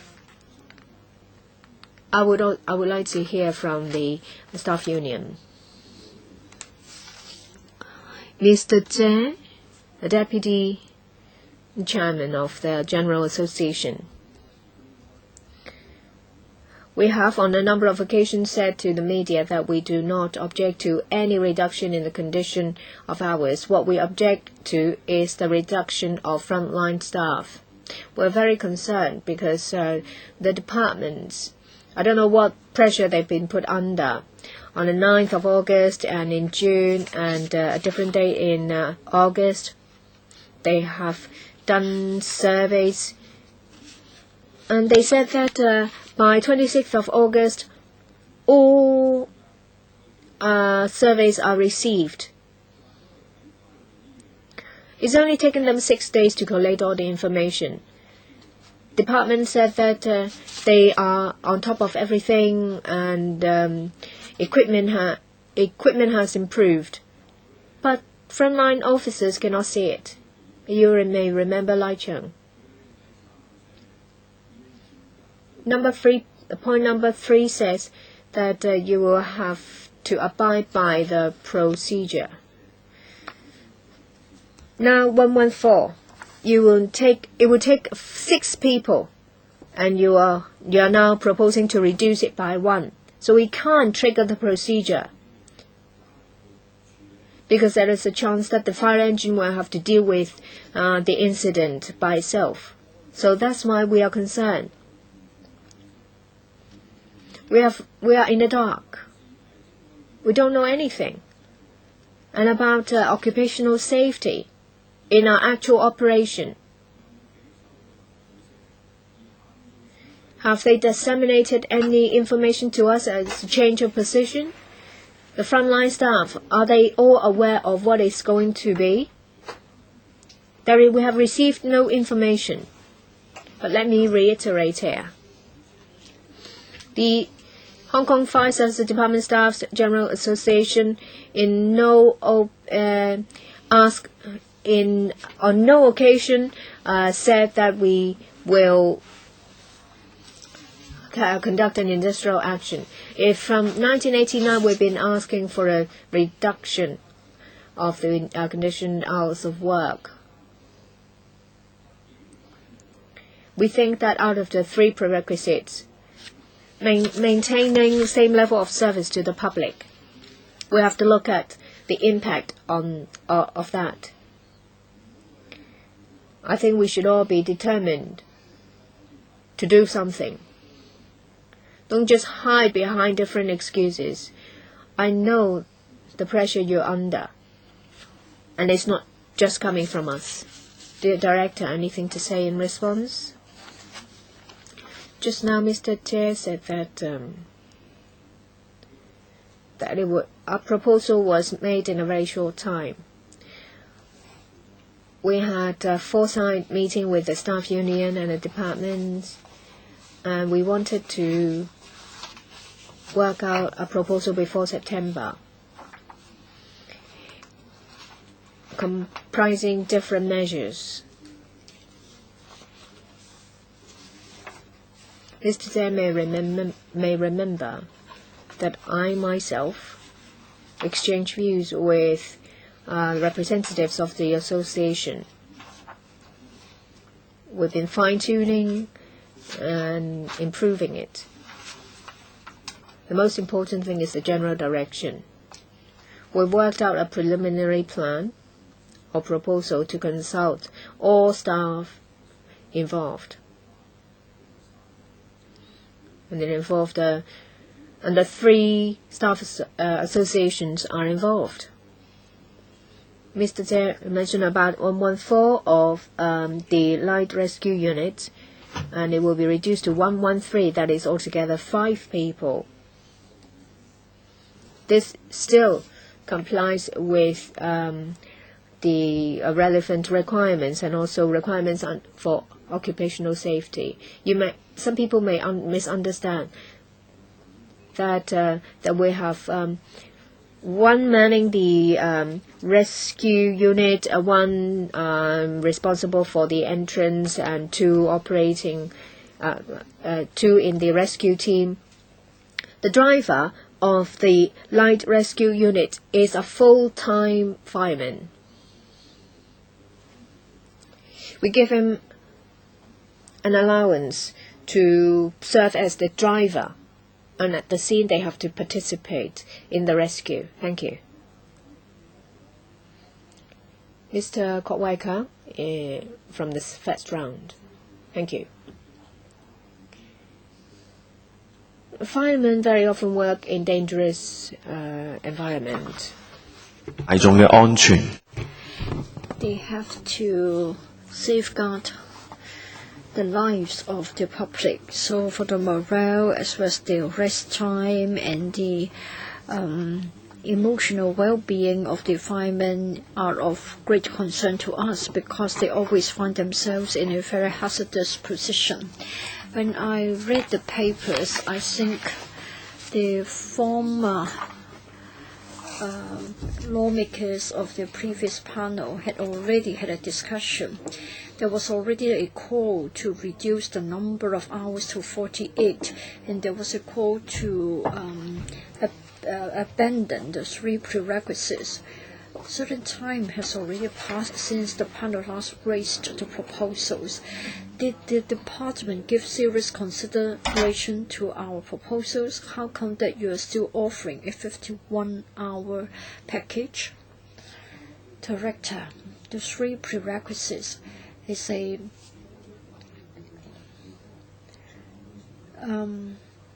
requirement, a policy requirement. We are bound by the policy requirements. SCS, anything to add? Not really. I've already explained that the 3 prerequisites are part of the fundamental policies. It's not easy to change. Do you still have a follow-up question? Yes, indeed, Madam Chair. How come that despite the proposal being made such a long time ago, it is still difficult to move it? I think both lawmakers in the previous term as well as the lawmakers in this term would share my view that we should not blindly follow the 3 prerequisites. The 3 prerequisites are preventing our firemen from getting equitable, conditioned hours of work. So will the 3 prerequisites be upheld forever? I think it's a question for the SCS. Yes, to answer Mr. Kwok's question, I don't see a need to change the policy. Under the policy, there is still room to maneuver. Other disciplined services have already reduced their conditioned hours of work. Now the FSD is working on it. Any other questions? Yes, Madam Chair. We all see that the administration is being adamant and there is still a lot of dissatisfaction. Now I move on to a more detailed point. The administration emphasized that in August last year, a questionnaire was sent out. It was found that over 90% of the staff surveyed were in support of the 51 proposal. I doubt the design of the questionnaire. If you simply ask, do you support changing it from 54 to 51? Of course, everybody will say yes.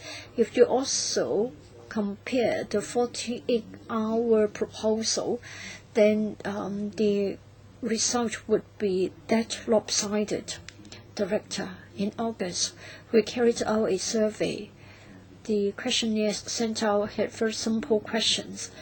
First of all, via the divisional commanders or the deputy commanders, we go to different stations and we explain the details of the proposals, and we also gather the comments. And then we come up with an option, and then we consult the views. There are only 3 choices: support, not support, no comments. There was a background brief for members. As I have said, in the long term, the conditioned hours of work have to be further reduced. The department has examined the resources, the fire engines and appliances, our current work conditions. We believe that for the time being, we can only propose a cut of 3 hours to 51. We've also told our colleagues that we will set up a working group when there is approval to have 51 hours. The working group will look into the feasibility of further reduction to 48 hours. So the questionnaire was carried out in the most rigorous manner. Members could even choose not to fill out the questionnaire. The response rate was 91% or more. For those who indicated their support, there were 56%. For those who didn't support, it's 90% plus. For those who didn't have any comments, they were about 13%. For the questionnaires, members filled out their questionnaires, sealed, returned to their supervisors. Supervisors did not have a chance to read the answers, and individual members did not have to show anybody how he had answered the question. And the questionnaires were handled in the same way as confidential papers by a special working group, and then civilian staff was asked to analyze the information and carry out the data input. Sorry, time is up. Really, time is up, Mr. Kwok. Now, for the second round, we have still got two members. Just now we agreed to end by 12:45, so 3 minutes left. 1.5 minutes each for Emily Lau and Lee Check-yan. Lee Check-yan first. I think the greatest hurdle lies with the SCS. You have created the 3 prerequisites, and so our hands and feet are bound. It's a question of whether it is still safe. Now, 2 options only. Either you cut the hours, or the quality of firefighting may be eroded, having an impact on public safety. But I don't think we should allow things to degenerate into such a state.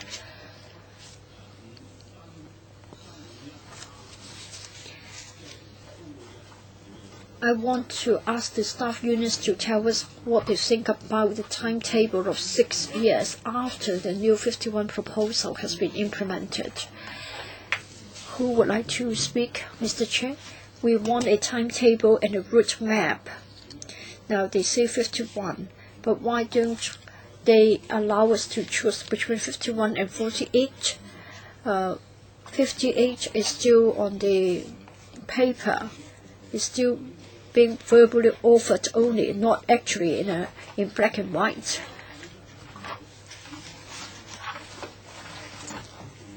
The department said that we had over 20 meetings.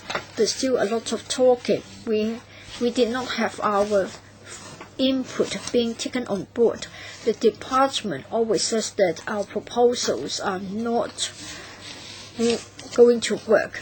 We're simply being offered a package, and we should either say yes or no. Many of us said that we support the reduction of the conditioned hours of work, but they don't know about the details. They asked the staff unions. I said that they should find out about the details in the first place.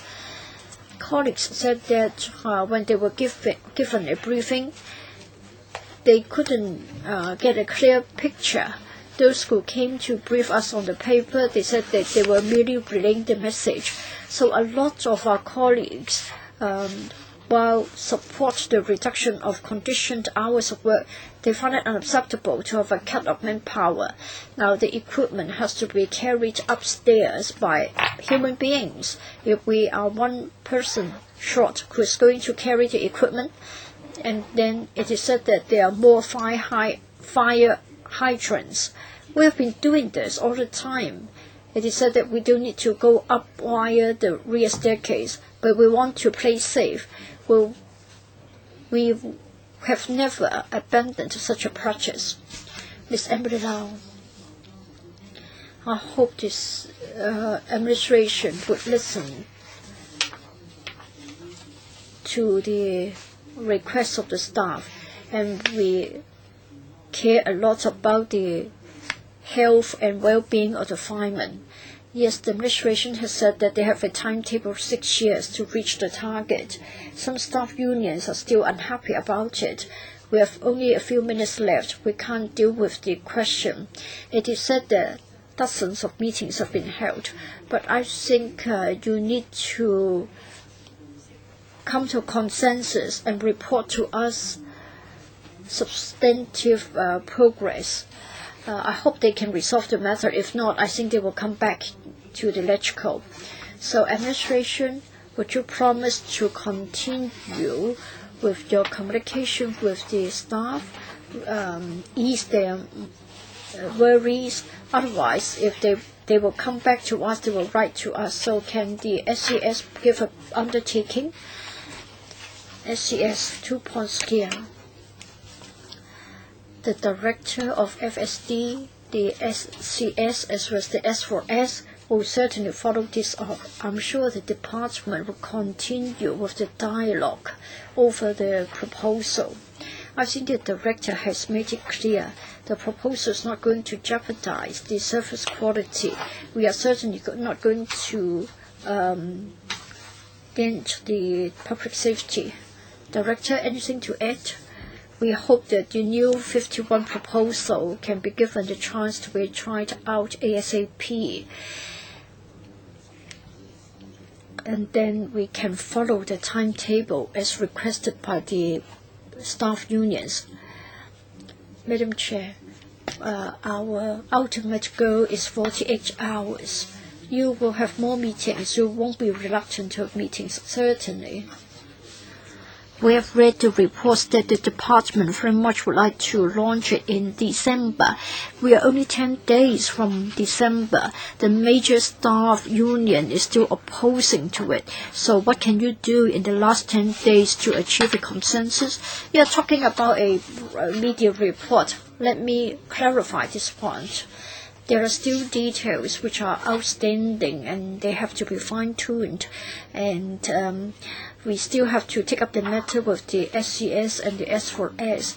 In the meanwhile, we want to gather more views from the colleagues so as to improve upon the new 51 proposal. And therefore, it won't be as reported that we can commence the pilot trial scheme. All right, thank you. Thank you for coming. Time is up already, Mr. Lee. Yes, let me add a point here. We will support any reduction of conditioned hours of work, but the overriding principle is that you cannot cut the number of frontline colleagues, not even by one. I'm grateful to the officials. I'm grateful to the staff representatives. Anything else to add, Madam Chair? Well, I just want to say that for us, the concerned group, we represent 2,000 people. In other words, 3,000 people in the department are in support of any reduction package. For those upstairs, please remain silent. Just now, staff I don't know for how much longer we have to keep talking. We do not support the staff association's view.